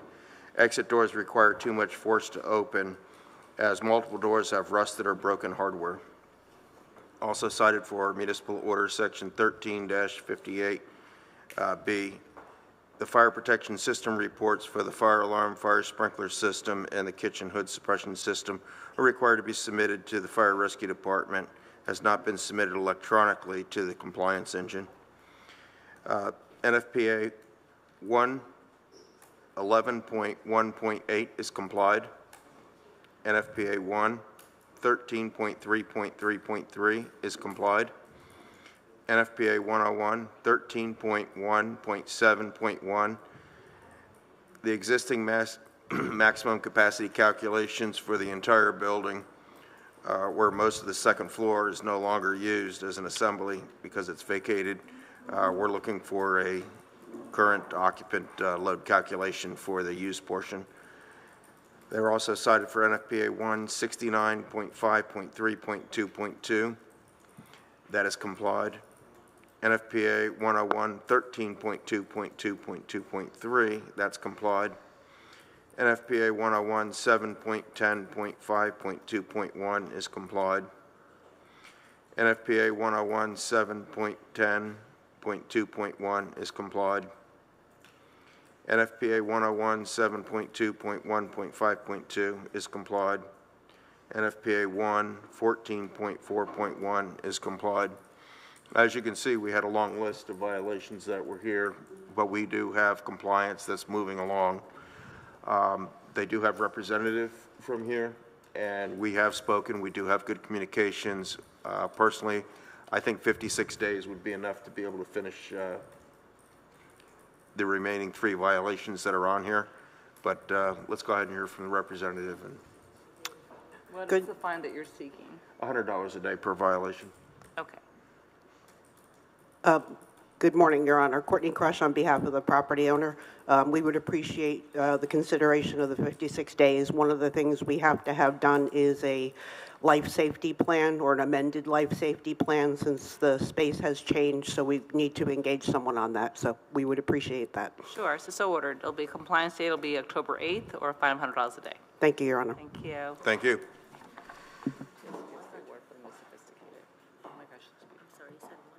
Yeah, $100 a day. Our next case, page 11, Inspector Karen Proto, case number CE 24030688, case address 3056 Northwest 20th Street, owner D5 Family Holdings LLC, posted at property 71724, posted at 1 East Broward 73124.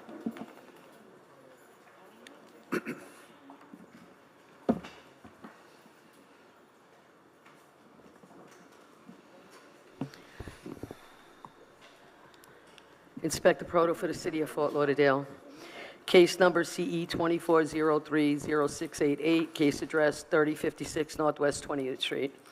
The property was first inspected on 3/19/24, and the following violations were observed. 9-305B, the landscape on this property is not being maintained in a neat and well-kept appearance. There are areas of dead and missing ground cover. 9-280, subsection H1, the wood fence on the front and the back of the property is in disrepair and not being maintained. The fence is broken and has missing slats.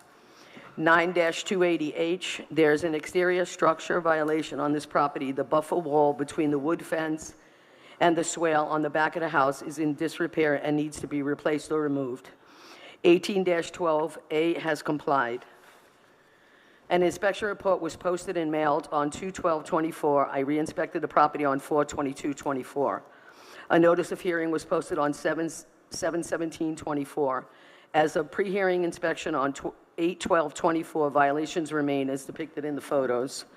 The city is requesting 28 days or $50 a day thereafter for each violation. Good morning. Please state your name for the record.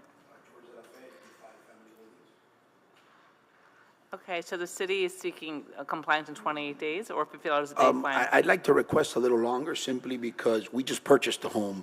I have the When did you recorded purchase it? deed, July. Okay, how much- mid-July. So we've already submitted to the city for permits for new fences, new windows, and we've already cleaned up the property, so we're in the process of repairing everything. Okay. But with the permitting, it could take a little longer than 28 days, so. How long do you need? 90 days, if that would be good. I think it'll be done before then, but I have no just problem with that. be better safe than sorry.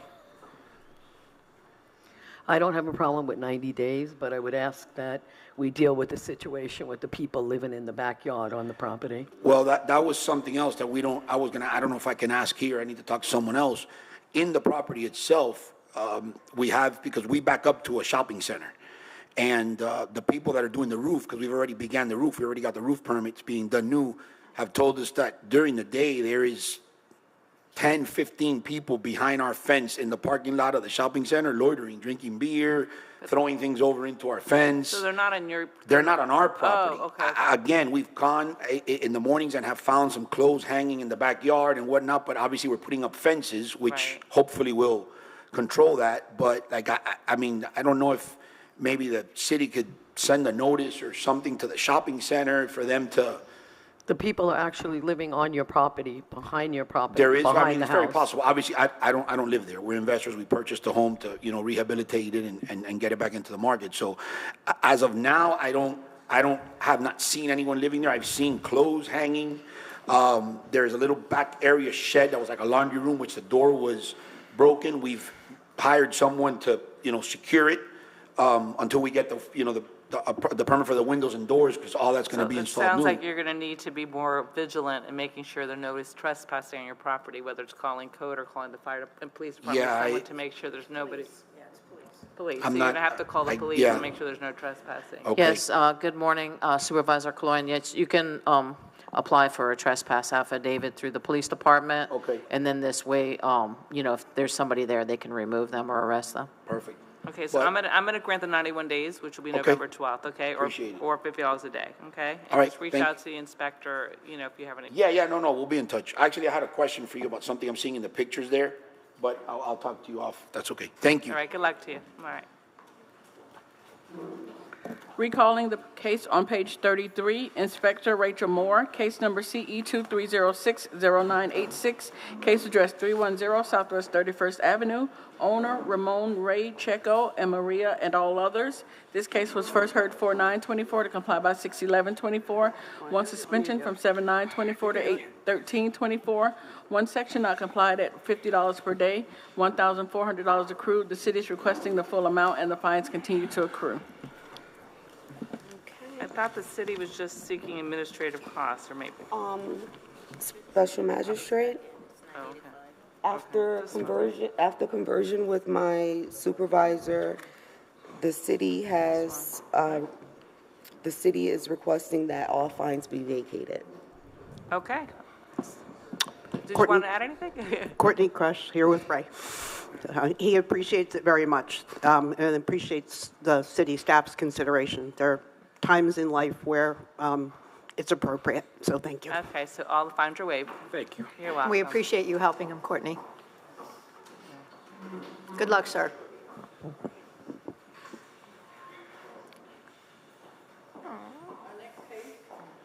Our next case, page 15, Inspector Gail Williams, case number CE 24010796, case address 2624 Northeast 32nd Street, owner Golden Eagle Condo Association, Inc., posted at property 73024, posted at 1 East Broward 73124.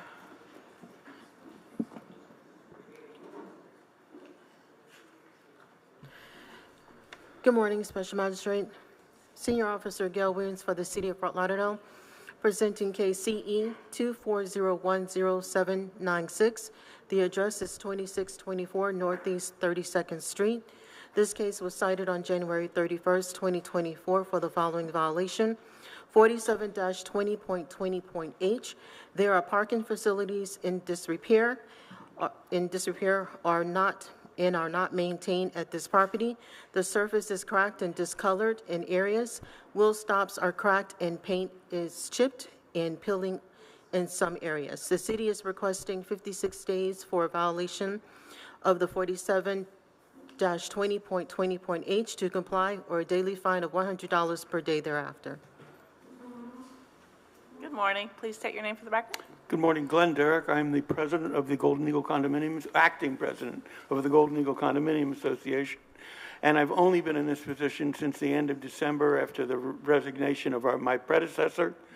I've got 2 bids from 2 different paving contractors for what is called a mill and pave, because it came to my attention that probably the previous process of just, opening one of those big 5-gallon buckets and smearing it on with, squeegees and brooms was not going to be quite enough.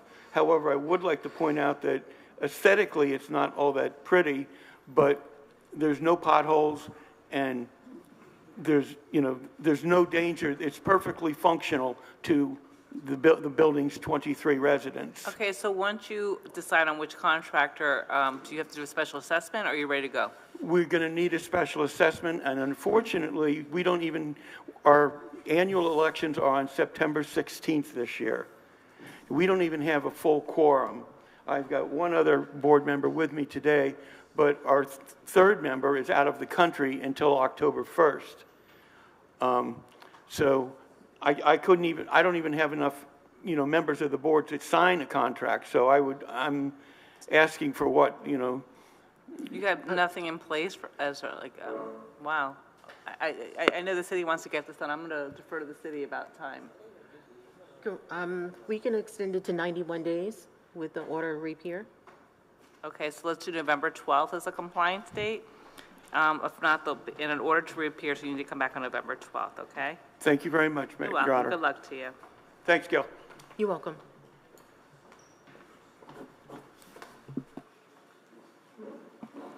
Our next case, page 40, Inspector Manuel Garcia, Gail Williams, presenting case number CE 24030808, case address 701 Northeast 13th Street, owner SBS Management LLC. This case was first heard 5/14/24 to comply by 8/13/24. 2 sections not complied at $100 per day. Fine start 8/14/24. This is a request for extension. For the record, Senior Officer Gail Williams presenting on behalf of Senior Officer Garcia in reference to case CE 24030808 at the property 701 Northeast 13th Street. This case was first heard on May 14, 2024, was magistrate found for the city. The city does not oppose an extension, and the property owner is here. Good morning, Your Honor. Please state your name for the record. Shamsher Chaudhary. Okay, thank you. You can go on. Okay, good morning, Your Honor. I already completed all violations, so I have some picture now in my phone. If you want to look at, I can show you. Well, no, basically, you're asking for additional time to comply. So how much time do you need for compliance? No, I already completed the you're done already? Yes, I done it. Okay, the city has to go out and re-inspect, though. So we'll grant a 10-day extension for Officer Garcia to go back out to do a re-inspection. Okay, so I will stay the fines, and I'll grant an extension for August 23rd. So they're going to come out and re-inspect, so no fines will be running, okay? All right. Okay, good luck to you. Thank you. Thank you. Our next case is on page 6. Inspector Paul Smart, case number CE 24050089, case address 4100 Galt Ocean Drive, owner, the Galilean Condo Apartments, Inc., posted at property 71824, posted at 1 East Broward 73124.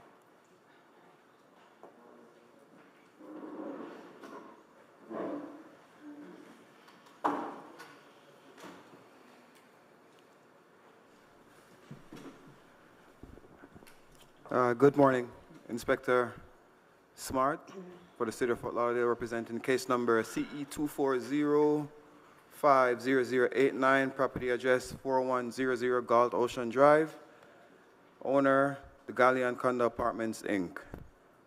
For the record, this property is currently in compliance, so this is for a finding of fact. Okay. This property was first inspected on 5/2/2024, and the following violation was observed. 6-512, there's artificial lighting that is illuminating the incorporated beaches of Fort Lauderdale. There are lights illuminating from the building and or can be seen from the parking garage and or security lighting, as well as from the doors and windows. A copy of the inspection report was posted and one was mailed, a copy to the owner on record per BCPA, allowing 10 days to comply, 10 days to come into compliance. The violation is currently in compliance as of 7/5/2024. Also for the record, per section 6-53, if the magistrate finds that the violation exists and is entered against the violator, the enforcing agency shall notify the violator in writing that any external lighting sources causing the violation may be removed by the city within 10 business days thereafter, or that the fine may be assessed against the violator, with said fine to begin to be assessed within 10 business days thereafter, and to be continuously assessed until the conclusion of the nesting season 10/31, or until the violation is corrected. Any costs that are associated with the removal by the city of external lighting sources shall be recovered from the person or persons causing the violation, and if not recovered, a lien shall be placed against the property and reimbursement to the city at the time of the sale of the property. Good morning, Your Honor. My name is Taylor Suero. I'm the property manager representing the property. This was a camera that was installed on the rooftop that, unbeknownst to us, had a setting that allowed a light to come on at night. Once we were made aware from Mr. Paul Smart, we have since permanently changed that setting. We appreciate the city working with us, and we will make sure we comply with all turtle lighting. Okay, great. So I'm just going to enter a finding in fact if it happens again, okay? Okay, thank you so much, Your Honor. Have a great day.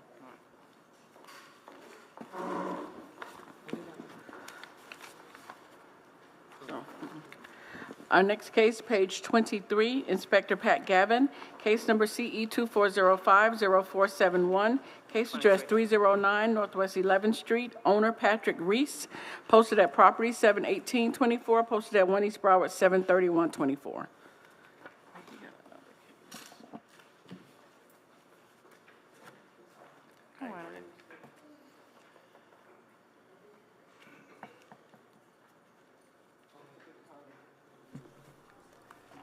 Good morning, Pat Gavin, City of Fort Lauderdale, Code Compliance, presenting case and address as read. This property was first inspected on May 14th and given time to correct for the following violations. 9-313A has been complied. 9-305B, the landscape at this property is not being maintained in a neat and well-kept appearance. There are areas of dead and missing crown cover. There are areas in the swale that have been torn up. The grass on the front lawn and swale west of the driveway is dead. 15-2783 is complied. 15-2781E is complied. The city is requesting compliance within 28 days or a fine of $50 per day thereafter. Hi, Patrick Reese. I replaced the front with sod, so I should be with new grass, so that should be compliant at this point. This was replaced about 2 days ago. I retained True Green to treat the grass and put fertilizer, so it does not look like that anymore. So I should be within compliance within 28 days. The cars were a one-off situation where I had someone come by to check the lawn, so they sadly parked in front of the house. But everything should pretty much be in compliance. Okay, yeah, it's only one violation that they want you to come to compliance with at this point. So I'm going to grant the city's request for a 28-day compliance date or a fine of $50 a day, okay, which will be September 10th. And the one outstanding is just the lawn? Correct. It's just a lot, and if it's finished before, let me know so we can go out and finish it. Yeah, you can inspect. I mean, because of the rain, I just looked at the camera and it's kind of flooded there. But if you inspect it anytime this week, we are in compliance. Okay, I'll check it this week. Yeah. Okay. Thank you. All right. Thank you, guys. Thank you, Your Honor. Welcome. Our next case, page 33, Inspector Robert Kroc, case number CE 2407-0345, case address 2519 Barcelona Drive, owner Darren P. Bowden and Miriam Castilla, This case was cited 7/15/24 to comply by 7/15/24. 3 sections complied at $250 for a total of $750. City's requesting the full amount. Appeal deadline was 7/30/24, and no appeal was received. Good morning.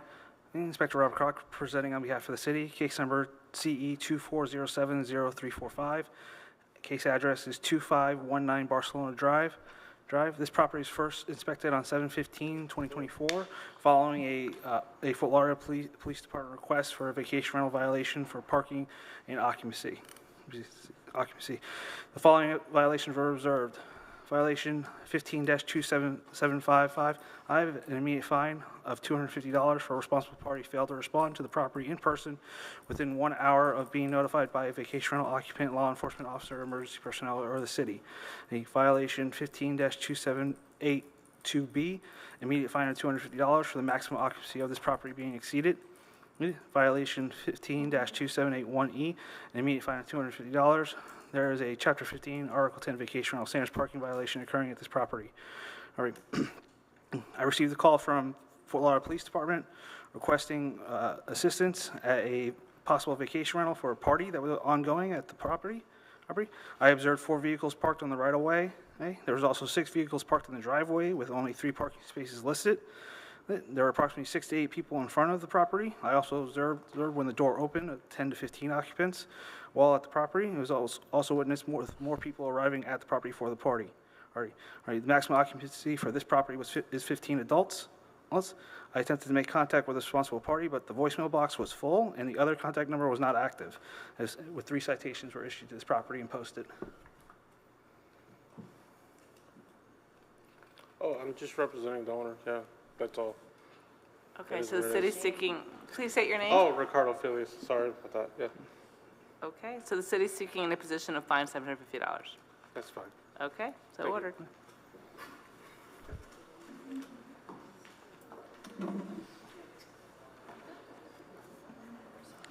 Our next case, page 30, Inspector Gail Williams, case number CE 2401-0671, case address 2501 Middle River Drive, owner Malcolm Edward Miller. This case was first heard 5/14/24 to comply by 5/24/24 and 7/9/24. 7 sections not complied at $50 per day, $14,550 accrued. The city is requesting the full amount, and the fines continue to accrue. Senior Inspector Gail Williams for the City of Fort Lauderdale, presenting case CE 24010671, address 2501 Middle River Drive. This case was first heard on May 24th, 2024.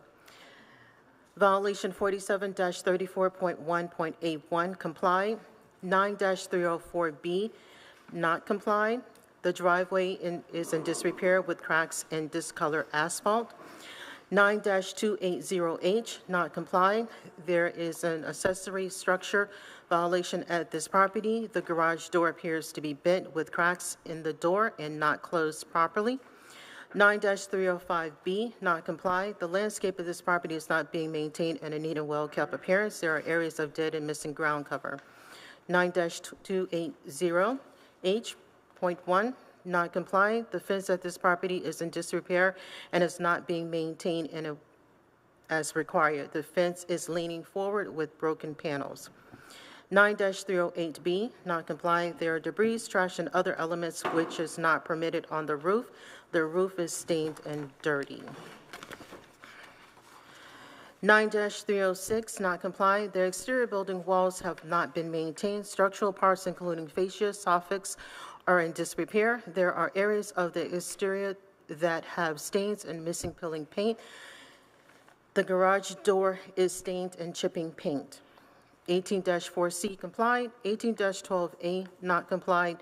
There is overgrowth, trash, rubbish, and debris on this property, and it's as well consisting of a bucket, gas containers, boxes, and other miscellaneous items. The city is requesting a full amount to be imposed and fines to continue to accrue. Good morning. Please state your name for the record. Hi, it's Malcolm Miller, property owner. Okay, so do you understand what the city is seeking? Yeah, I did receive the violations in March. I contacted Ms. Williams April 2nd, asked for an extension. I addressed the majority of the items, and I haven't heard back from her other than word of mouth about this meeting today. So what additional violations are present? I would just ask She for... just went through them all. I mean, literally, you have only 2 violations are in compliance. You have 1, 2, 3, 4, 5, 6, 7 violations are not in Yeah, I compliance. fixed the fence, I painted the soffit, I painted I had the garage door fixed, I had the landscaping mowed. I do need to pressure wash the roof, and there is some stucco work on the soffit. When did you re-inspect? I re-inspected on August 8th. Okay, so sir, when did you do this? Because as I of... did that back in April or May. I do not live at the property. You do not live at the property? No, the property The is... property is unoccupied. It's vacant. Okay, well, they re-inspected the property August 8th, and all of these violations were still outstanding. Well, I'm asking for additional time to address those violations. I was unaware of this secondary, I know you probably don't remember it, but we spoke April 2nd. We spoke on the phone. You did give me an extension for that time period, which I addressed some of those violations. Now, probably since that time, maybe some of the things have become in disrepair again. The only thing that was addressed was the driveway, but it was partially done. It wasn't completely done. Okay. Yes, the grass was cut, but however, there are still items of miscellaneous of trash and debris Okay. on the property. I can clean that up. The soffits and the fascia is still in disrepair. Okay. And the roof as well.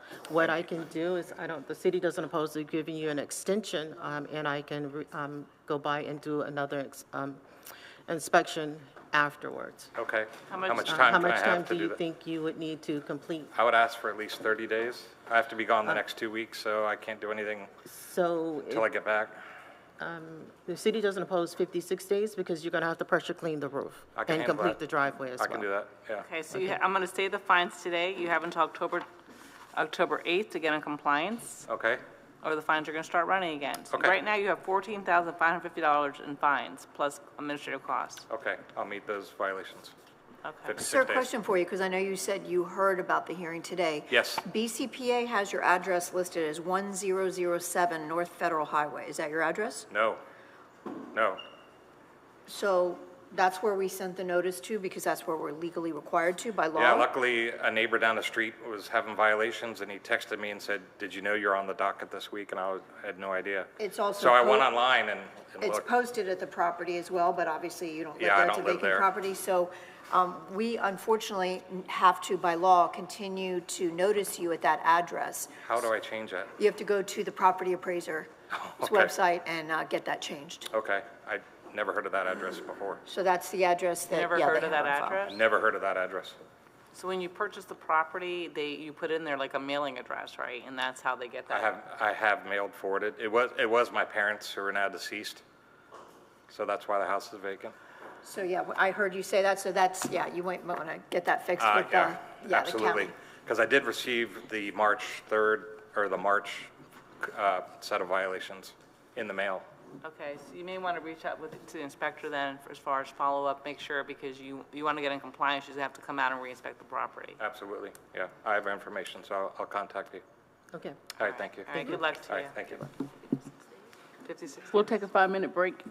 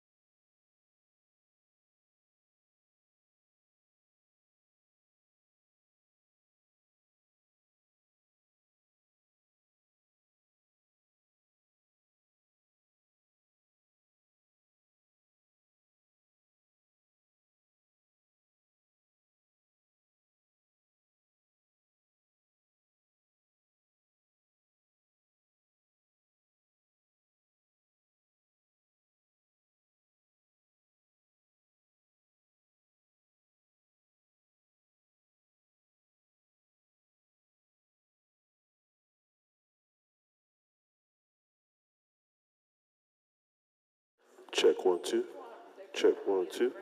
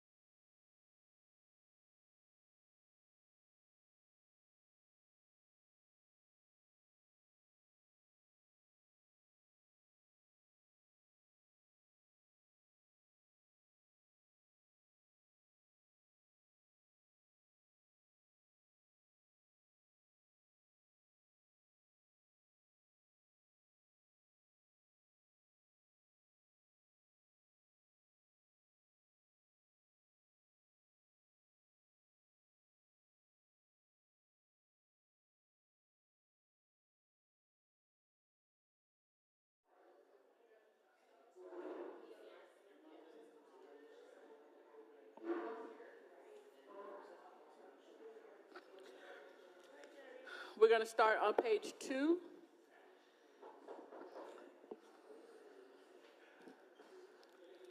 Our first case, page 2, Inspector Robert Kasarowicz, case number FC 24030013, case address 2421 Southwest 6th Avenue, owner Broward County Board of County Commissioners, personal service 72224, posted at 1 East Broward 73124. Yeah, I'm Captain Robert Kasarowicz, Fort Lauderdale Fire Marshal's Office for case FC 24030013, property address 2421 Southwest 6th Avenue. Property was cited in reference to NFPA 101 7.9.2.1. The emergency light does not illuminate as designed. And NFPA 1 4.5.8.1.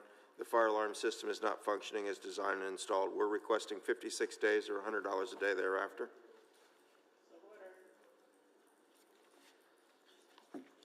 Our next case, page 3, Inspector Robert Kasarowicz, case number FC 24050018, case address 2 Isle of Venice Drive, owner Catville LLC, posted at property 72324, posted at 1 East Broward 73124.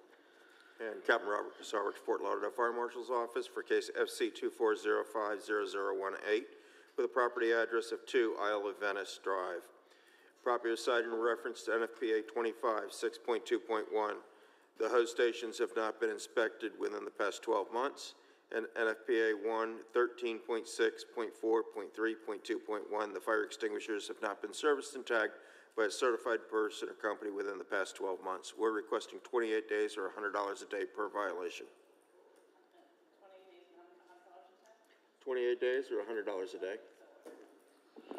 Next case, also page 3, Inspector Robert Kasarowicz, case number FC 24060007, case address 1880 Northwest 24 Terrace, owner Sidney Brown and Sulaine Brown, posted at property 72424, posted at 1 East Broward 73124. Case number FC 24060007 with a property address 1880 Northwest 24th Terrace. Property site in reference to F-103.2.5, unable to gain entry to perform fire safety inspection. We're requesting 28 days or $100 a day thereafter.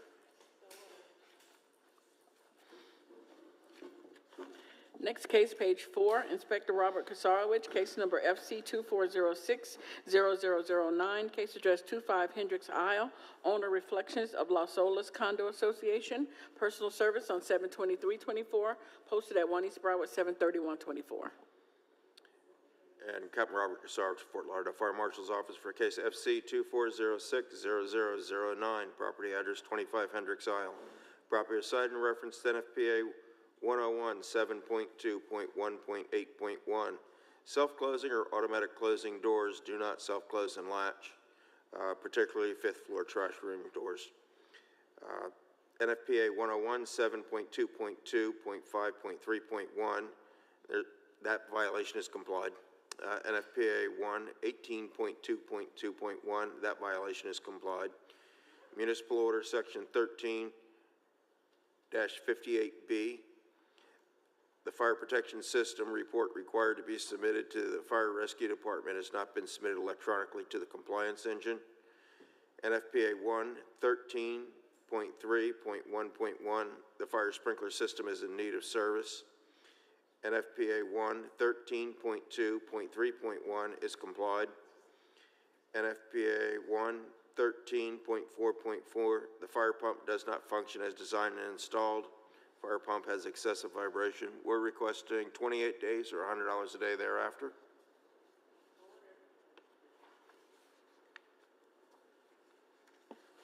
Next case, page 6, Inspector Robert Kasarowicz, case number FC 24060011, case address 301 Southwest 13th Avenue, owner Historic Westside School LLC, posted at property 72424, posted at 1 East Broward 73124. And Captain Robert Kasarowicz for case FC 24060011, property address 301 Southwest 13th Avenue, property site in reference to Municipal Order Section 13.58B. The fire protection system report required to be submitted to the fire rescue department has not been submitted electronically to the compliance engine. NFPA 1 4.5.8.1, the fire alarm is not functioning as designed and installed. NFPA 1 4.5.8.6. The fire alarm system has not been tested, inspected, or tagged in accordance with the code. We're requesting 28 days or $100 a day thereafter. So ordered. We're going to skip over to page 28. Inspector Robert Kasarowicz, case number FC 24020018, case address 5331 Northwest 35th Terrace, owner Centauri Water Group, Inc. This case was first heard 5/14/24 to comply by 7/9/24. One section not complied at $100 per day, $3,500 accrued. The city is requesting the full amount. The fines continue to accrue.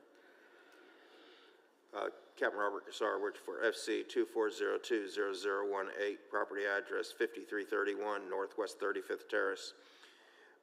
Property assigned reference NFPA 1 4.5.8.1. The fire alarm system is not functioning as designed and installed. This was a problem with the communicator. They did obtain a permit, and unfortunately, when they replaced the communicator, it still did not fix the problem. They're going to have to go in and actually replace the entire fire alarm system. They're in for permitting right now. At this time, would request a stay of fines and 56 days mandatory order for reappearance. Okay, so ordered. Thank you. Next case, back to page 6.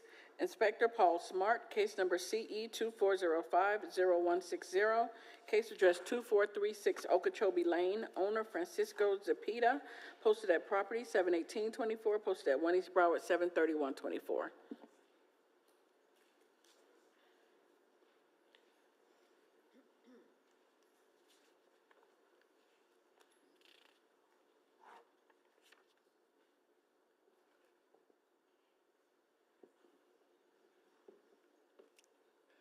Good morning. Officer Smart for the City of Fort Lauderdale Code Compliance Night Team, representing for case number CE 24050160. Property address is 2436 Okeechobee Lane. On May 4, 2024, at approximately 10:16 p.m., I responded to a complaint regarding noise, large gathering, and vehicles parked all over. Upon arrival at inspection, I observed multiple vehicles on the right-of-way and approximately more than 50 people in the street. I had to stop a few houses away from the reported property as I was unable to navigate my vehicle through the stopped vehicles and people in the street. Fort Lauderdale PD Police Department was also present, and I met with Officer Swanson, who at the time was speaking with the property owner. I identified myself, explained that I was responding to a complaint regarding noise and a large gathering. I explained to the property owner that the property will be cited for public nuisance due to the large number of people all over, vehicles blocking the flow of traffic on the street, and the fact that the property is not registered as a vacation rental with the City of Fort Lauderdale.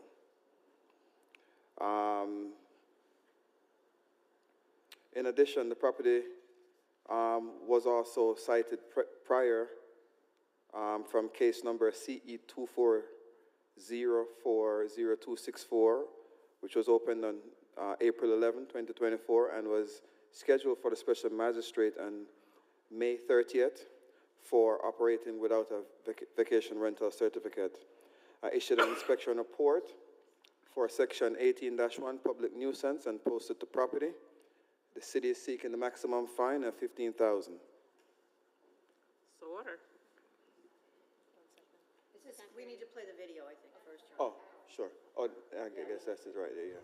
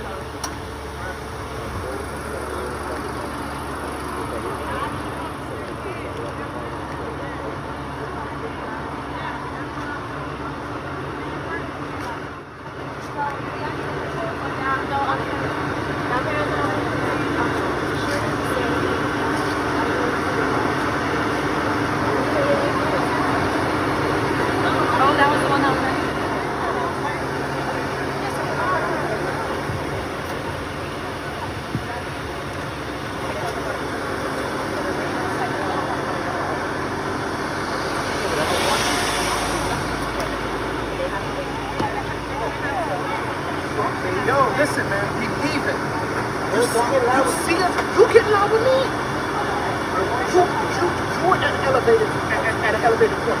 I'm returning the same energy. If you don't want, I'll tell you, give me the same energy. Give me the same energy you got. I asked you to speak to me respectfully since before. We're not hanging out. We're not hanging out. You can't see us today. They are working on it. They're working on it.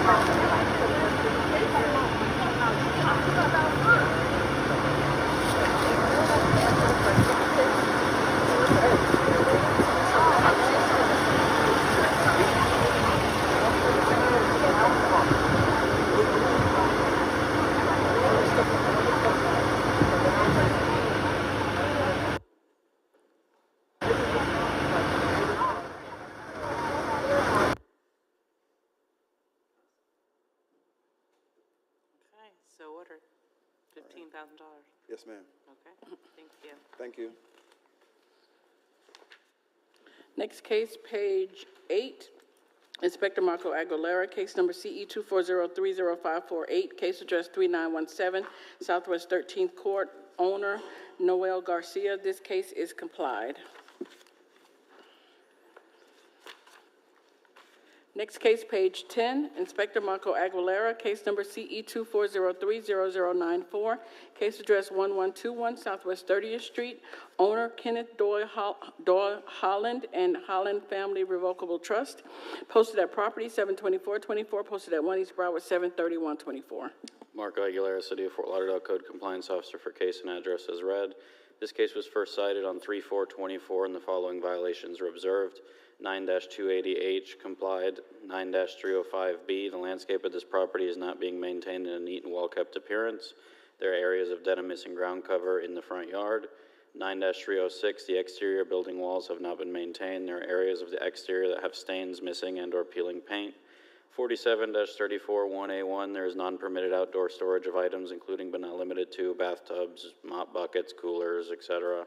9-304B, the gravel parking area in the swale is in disrepair.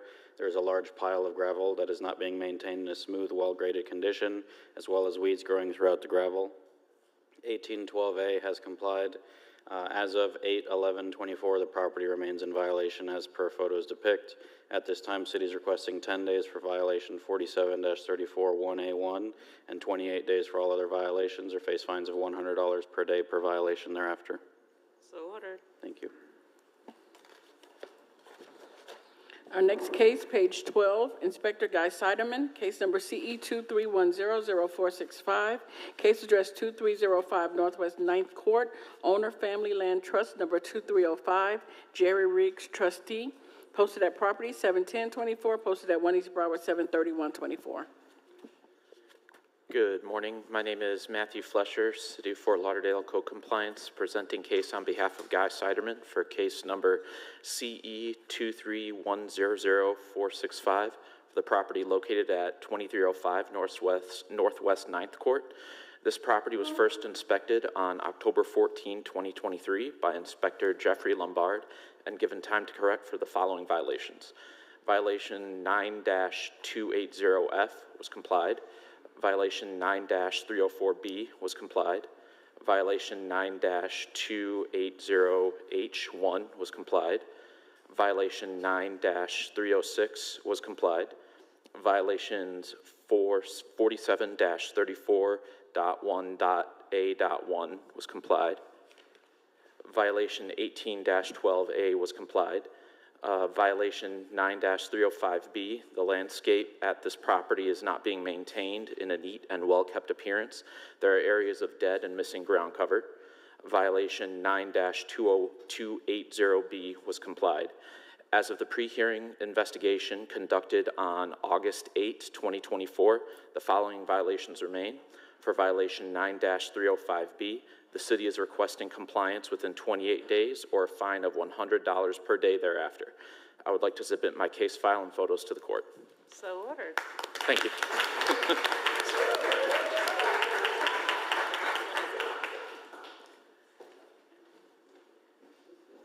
Our next case, page 13, Inspector Guy Seidemann, case number CE 2401-0444, case address 900 Northwest 17th Avenue, owner David Kadar and Shaul Kadar, in care of Benny Deary, posted at property 7824, posted at 1 East Broward 73124. Guy Seidemann, City of Fort Lauderdale, Code Compliance, presenting case CE 240-10444 for the property located at 900 Northwest 17th Ave. This property was first inspected on 1/12/2024 and given time to correct the following violations. Violation 18-1, there is a hole in the ground and septic tank cover is removed and or broken at this property that is creating a public nuisance. It is being maintained in such a manner that the property is or may reasonably become infested or inhabited by rodents, vermin, or wild animals, or may be furnish a breeding place for mosquitoes, or threaten and endanger the public health, safety, or welfare, or may adversely affect and impair the economic welfare of adjacent properties. Violation 9, TAC 280G, complied. Violation 18, TAC 4C, complied. Violation 9, TAC 313A, property is not identified by approved address numbers. House address numbers are not visible from the street. As a pre-hearing investigation conducted on 8/8/2024, the following violations remain. For violations 18, TAC 1, in 9 TAC 313A, the city is requesting compliance within 10 days or a fine of $100 per day thereafter. I would like to submit my case for file and photos to the court. Okay, so ordered. Our next case, page 14, Inspector Rachel Moore, case number CE 2311-0153, case address 2900 West Broward Boulevard, owner Melrose View LLC, posted at property 71724, posted at 1 East Broward 73124. Good morning. Inspector Vanessa Willis on behalf of Rachel Moore for the City of Fort Lauderdale, presenting case number CE 23110153 for the property located at 2900 West Broward Boulevard. The initial inspection was conducted on November 5th, 2023, and the following violations were discovered. 47-34.1.A.1. Not complied. There is legal land use occurring at this property. A public storage unit is being stored on this vacant B1 zone parcel. 24-7, parentheses B, complied. 9-304B, withdrawn. 47-19.2.11.4.B, not complied. There is a portable storage unit being stored on the property at all times of this vacant B1 zone parcel beyond the 30 days allotted for non-residential zone properties. Contact was made with the representative for the property owner regarding the violations via email and phone. As of pre-hearing inspection dated August 12, 2024, the violations remain out of compliance. The city is requesting 15 days or $50 per day per violation thereafter. What about violation 1812A? Ms. Moore? It's complied. Oh, okay, thank you. Okay, so ordered. Thank you.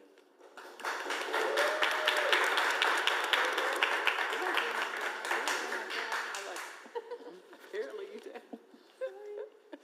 That's okay.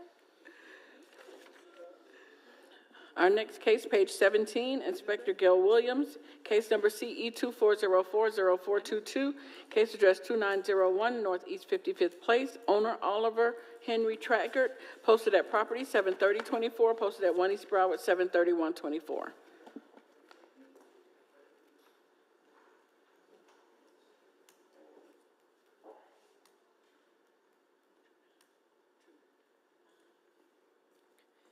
Good afternoon.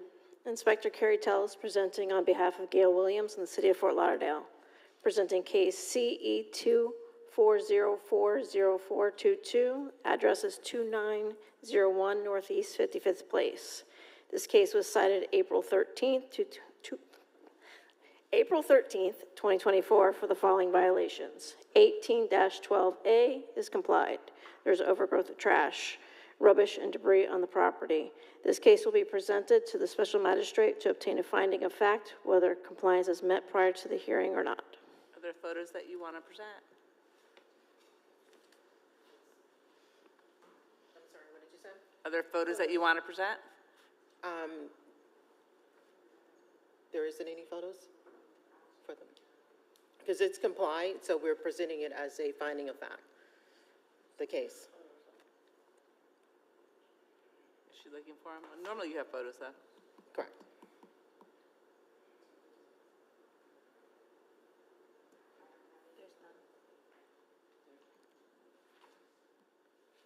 For 20, what is it, 2901? Okay, then you want to continue it so you can get the photos? I can show you photos. I can present them for you if that's what you're asking. We need photos. All right, so you want to continue on and I can show you afterwards, or you want to see them now? See, if you want the order entered today, I need to see them now. Okay, all right, I'll get them for you now. Thank you.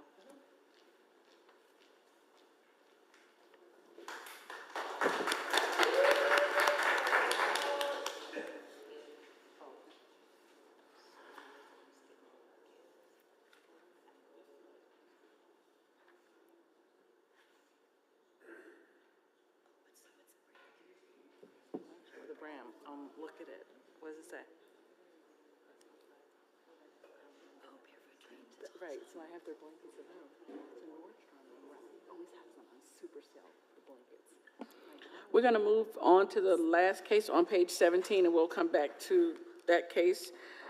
Inspector Gail Williams, case number CE 2403089, case address 1000 Northwest 49th Street, owner Marlene Marty. This case is complied.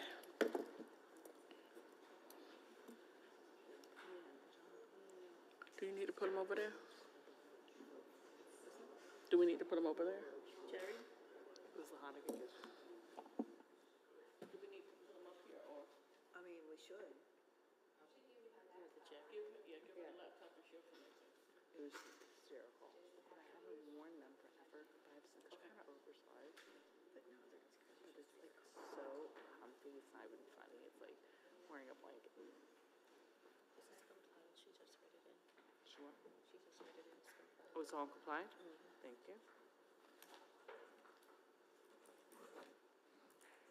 what I got for talking.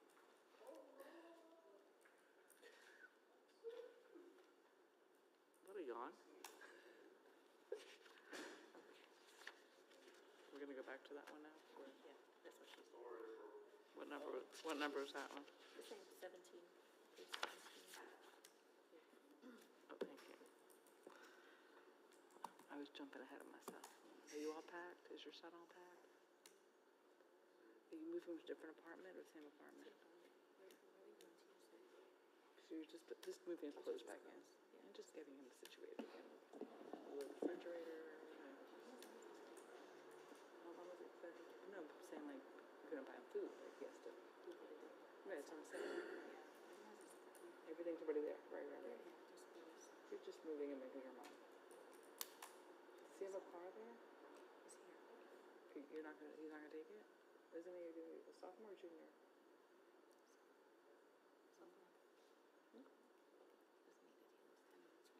As long as he doesn't need it and he's not asking for it, then you're good. You're golden. To keep a car there, guys? You have to pay for rent? I mean, for.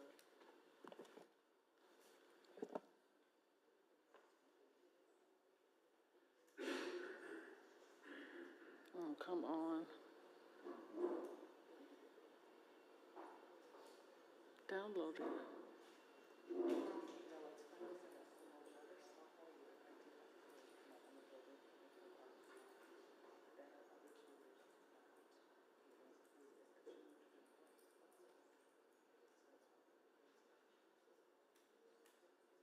This is the picture.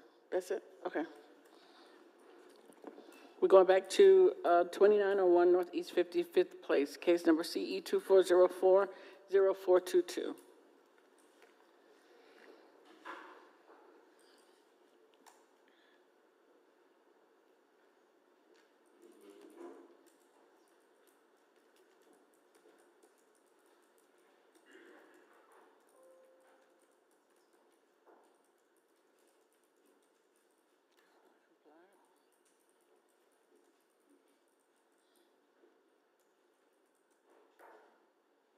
Does she need to read it in again? Yeah.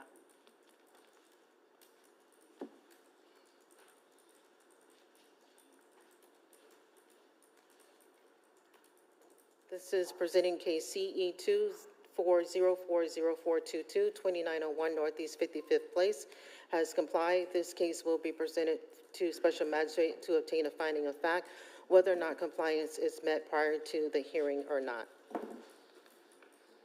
so you're presenting the photo for evidence. Correct. Okay, This is the so- photo for 2901. All right, so order of finding of fact. Thank you. Thank you. Our next case, page 19, Inspector Gustavo Caracas, case number CE 2403-0096, case address 1427 Southwest 16 Terrace, owner Mark D. Ament, posted at property 73024, posted at 1 East Broward 73124.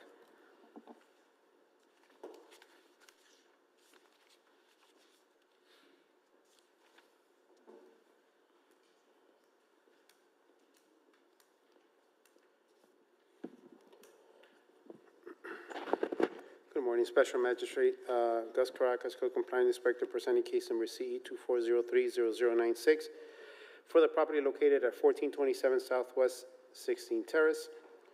Inspection of the property was performed by Inspector Diego Santos on March 4th of this year and cited for the following violations. 9-306, the exterior building walls have not been maintained. Structural parts, including fascia soffits and other areas of the exteriors, have stains and missing peeling paint. 9-305B has complied.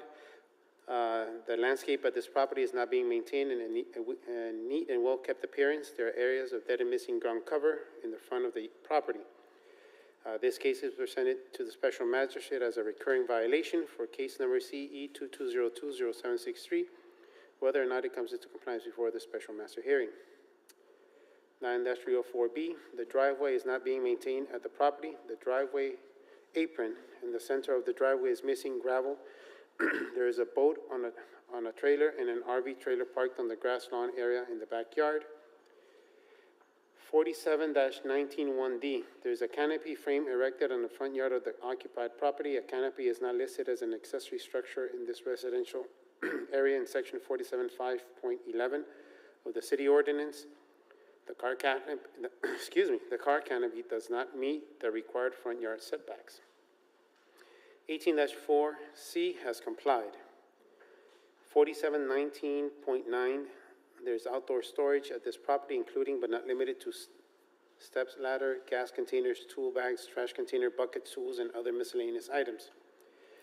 18-12A, there's overgrowth, trash, rubbish, and debris on the property and in the swale. And 9-05A has complied. Courtesy notice was mailed to the property owner listed on BCPA via first-class mail on March 4th, allowing 10 days to come into compliance.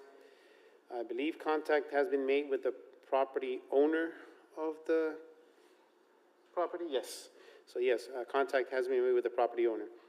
Special Magistrate request form sent on June 27th and scheduled for today's Special Master. Pre-hearing inspection was done on August 8th, and the pictures presented here were taken to confirm the violations that have not been brought into compliance. The city is requesting the following, Your Honor. For 9-306, 28 days. For 9-305B, a recurring violation. You want a finding of fact? A finding of fact, I'm sorry, yes ma'am, finding of fact. 9-304B, 28 days. 47-19, 28 days. 47-19.9, 10 days. 18-12A, 10 days. Or a daily fine of $50 for each of the violations that still exist. So Photo ordered. submitted into record. Thank you. You're welcome.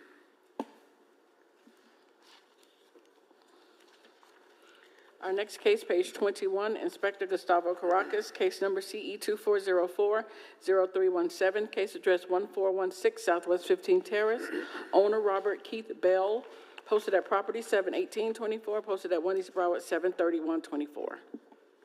Morning, Special Magistrate, Gus Caracas for the City of Fort Lauderdale, presenting case number CE 2404-0317 for the property located at 1416 Southwest 15 Terrace. Inspection of the property was performed by Inspector Diego Santos on April 10th of this year and cited for the following violations. 9-306, the exterior building walls have not been maintained. Structural parts, including fascia soffits and fences, are in disrepair. There are areas of the exterior that have stained and missing peeling paint. 9-305A, the landscape at this property is not being maintained in a neat and well-kept appearance. There are areas of dead and missing ground cover in the front of the property. 18-4C has complied. 18-1 nuisance. There are 2 deteriorating tarps covering the carport. There are items being stored under the carport, including but not limited to carts, boxes, plastic containers, wood, metal, trash, rubbish, debris, and other miscellaneous items that is creating a public nuisance. There are items being stored in front of the property, including but not limited to tools, indoor chairs, metals, shutters, trash, rubbish, debris, and other miscellaneous items that is creating a public nuisance. The property is being maintained in such a manner that the property is or may reasonably become infested or inhabited by rodents, vermin, or wild animals, or may furnish a breeding place for mosquitoes, or threaten and endanger the public health, safety, or welfare of, or may adversely affect and impair economic welfare of adjacent properties. Courtesy notice was mailed to the property owner listed on BCPA via first-class mail on April 10th, allowing 10 days to come into compliance. Contact has been made with the property owner. Special magistrate request form sent on June 16th for today's special master, and pre-hearing inspection was done on August 8th, and pictures presented here were taken to confirm the violations that have not been brought into compliance. The city is requesting the following. 9-306, 28 days. 9-305B, 28 days. 18-1 nuisance, 15 days. Or a daily fine of $50 for each of the violations that exist, and photos submitted into record for evidence. So ordered. Thank you.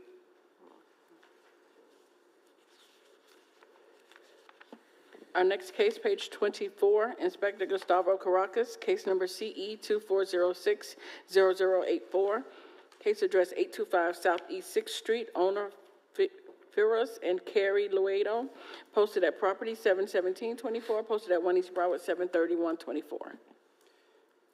Good afternoon, Special Magistrate Gus Caracas for the City of Fort Lauderdale, presenting case number CE 2406-0084 for the property located at 825 Southeast 6th Street. Inspection of the property was performed on June 26 and cited for the following violations. 18-12A has complied. There is overgrowth, trash, rubbish, and debris on this property and on its swell. This is a recurring violation for case number CE 2402224. The case is presented to Special Magistrate and seeking a finding of fact whether or not it comes into compliance. 9-305B has complied, and 47-20.13G1 has complied. Courtesy notice was mailed to the property owner listed on BCPA via first-class mail on June 6th, allowing 15 days to come into compliance, and contact has been made with the property owner. Special Magistrate request form sent on July 8th and scheduled for today's Special Master. Pre-hearing inspection was done on August 8th, and pictures presented here were taken to confirm the violations has been brought into compliance. This is a recurring case, and city is requesting a finding of fact only for 18-12A. So ordered. Thank you. Next case, page 25, Inspector Gustavo Caracas, case number CE 2406-0593, case address 846 Northwest 4th Avenue, owner Real Property Buyers LLC, posted at property 7724, posted at 1 East Broward 73124. Good afternoon, Special Magistrate Gus Caracas, presenting case number CE 2406-0593 for the property located at 846 Northwest 4th Avenue. Inspection of the property was performed on June 25th and cited for the following violation. 18-1 nuisance. There is trash, rubbish, and debris, as well as front door entrance in a state of disrepair at this property that is creating a public nuisance. Property is being maintained in such a manner that the property is or may reasonably become infested or inhabited by rodents, vermin, wild animals, or may furnish a breeding place for mosquitoes or threaten or endanger the public health, safety, or welfare, or may adversely affect and impair the economic welfare of adjacent properties. Courtesy notice was mailed to the property owner listed on BCPA via first-class mail on June 25th, allowing 10 days to come into compliance. Contact has not been made with the property owner or anybody from the property itself. Pre-hearing inspection was done on August 8th, and pictures presented here were taken to confirm the violation has not been brought into compliance. The city is requesting 10 days to come into compliance or a daily fine of $100 for the violations that exist. Photos submitted into record for evidence. So ordered. Thank you. Next case, page 26, Inspector Leonard Champagne, case number CE 24060543, case address 1709 Northeast 20th Avenue, owner Chin Van Vo and Tai Cao, posted at property 71624, posted at 1 East Broward 73124.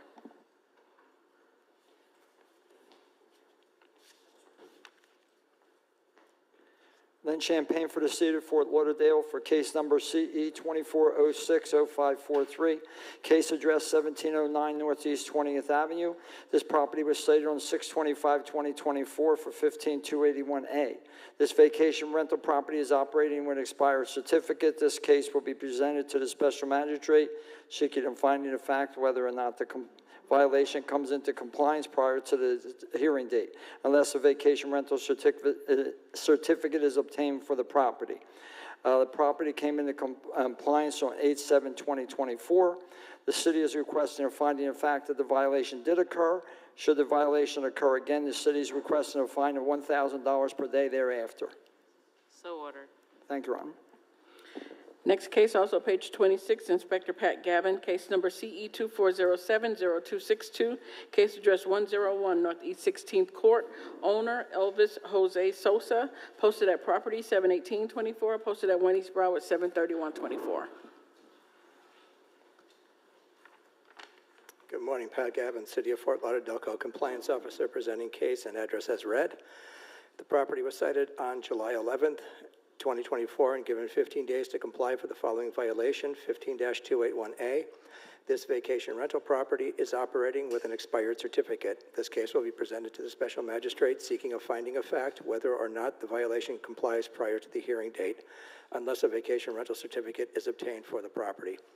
On July 29th, 2024, the violation remained. The violation at this property has still not been brought into compliance. The city is seeking full compliance within 15 days or a fine of $1,000 per day thereafter. So ordered. Thank you.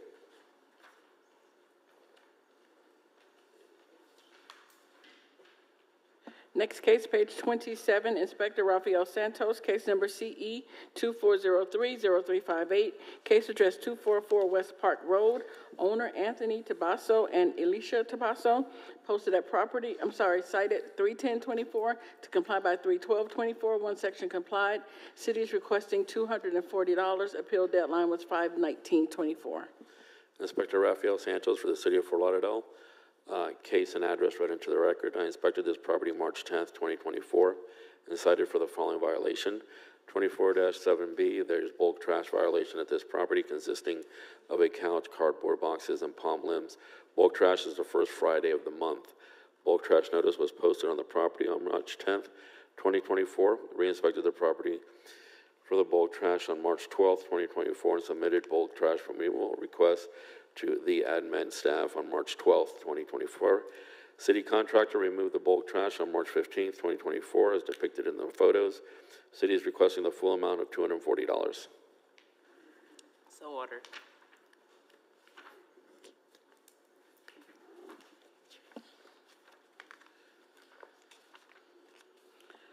Next case, page 29, Inspector Dorian Cologne, case number CE 23080282, case address 74 Fiesta Way, owner John Brown.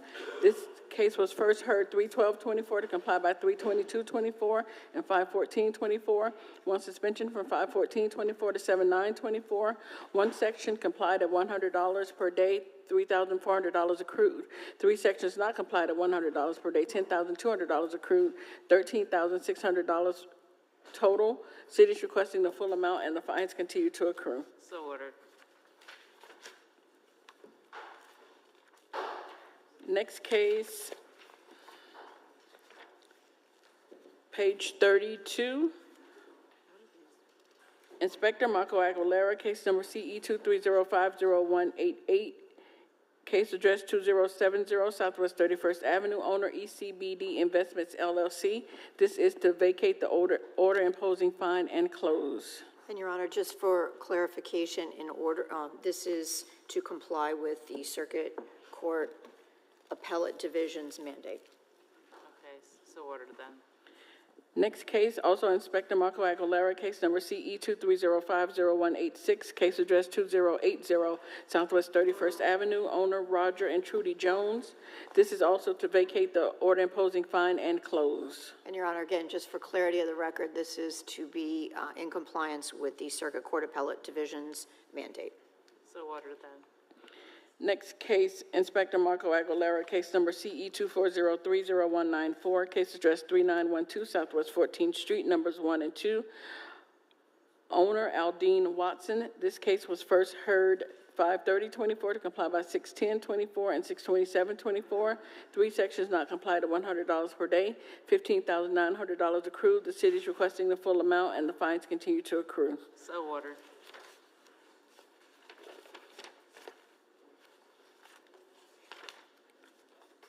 Our next case, bottom of page 35, Inspector Rafael Santos, case number CE 240400301, case address 1511 Southwest 4th Avenue, owner LPD Property LLC. This case was first heard 6/11/24 to comply by 6/27/24. 1 section not complied at $100 per day, $4,800 accrued. City is requesting the full amount. The fines continue to accrue, and this was a request for Being that they're not here and they had proper service, I'm going to deny the extension and grant the city's request for the full amount. And thank you. Wow. That was an easy one, you see. What did we say with Rachel's case? Okay. Our next case, page 36, Inspector Rachel Moore, case number CE 240200187, case address 2901 Southwest 3rd Street, owner Hazel Bryan and Noel Bryan and all others. This case was first heard 5/14/24 to comply by 7/9/24. 1 section not complied at $50 per day, $1,750 accrued, and the fines continue to accrue. Inspector Moore for the City of Fort Lauderdale, presenting case just read in. This case first came before the Special Magistrate on 5/14/24, where Special Magistrate Flynn ordered 56 days to comply, or $50 per day thereafter for the following violations: 9-280 parentheses H parentheses 1 complied, 9-306 parentheses 9-306 is complied, 9-304 parentheses B complied, 47-21 16 is complied, 9-278 parentheses E is complied. Yes. As a pre-hearing inspection dated 8/12/24, the property was found to be in full compliance. The city is requesting administrative fees in the amount of $626. $626? Okay, yes. So ordered.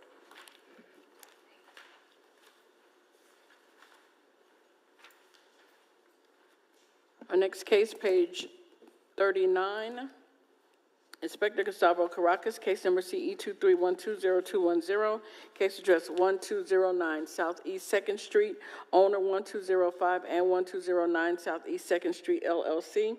This case was first heard 7/9/24 to comply by 7/19/24 and 8/13/24. 1 section not complied at $100 per day, $2,500 accrued. The fines continue to accrue. No, fines start 8/14/24. This was a request for extension. Okay, but they're not here. So I'm going to deny the extension and and grant the fines that continue to accrue.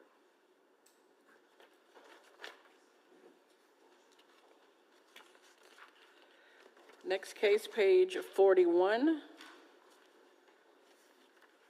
Inspector Bernstein Sambert, case number CE 240300770, case address 802 Southwest 25th Street, owner George S. Gardner.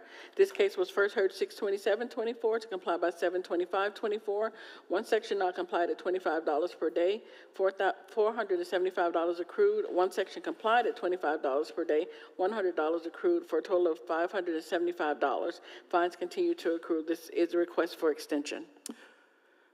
Good afternoon, Senior Inspector Bernstein, City of Fort Lauderdale Community Enhancement, presenting case number and property address as read.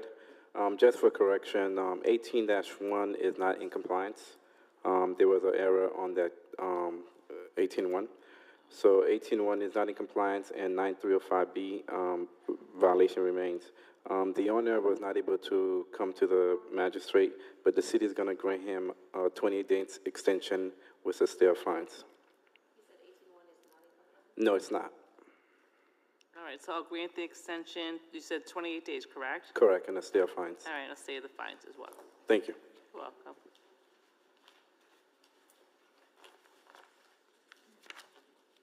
The city is requesting to enter pages 43 and 44 into today's hearing as an exhibit.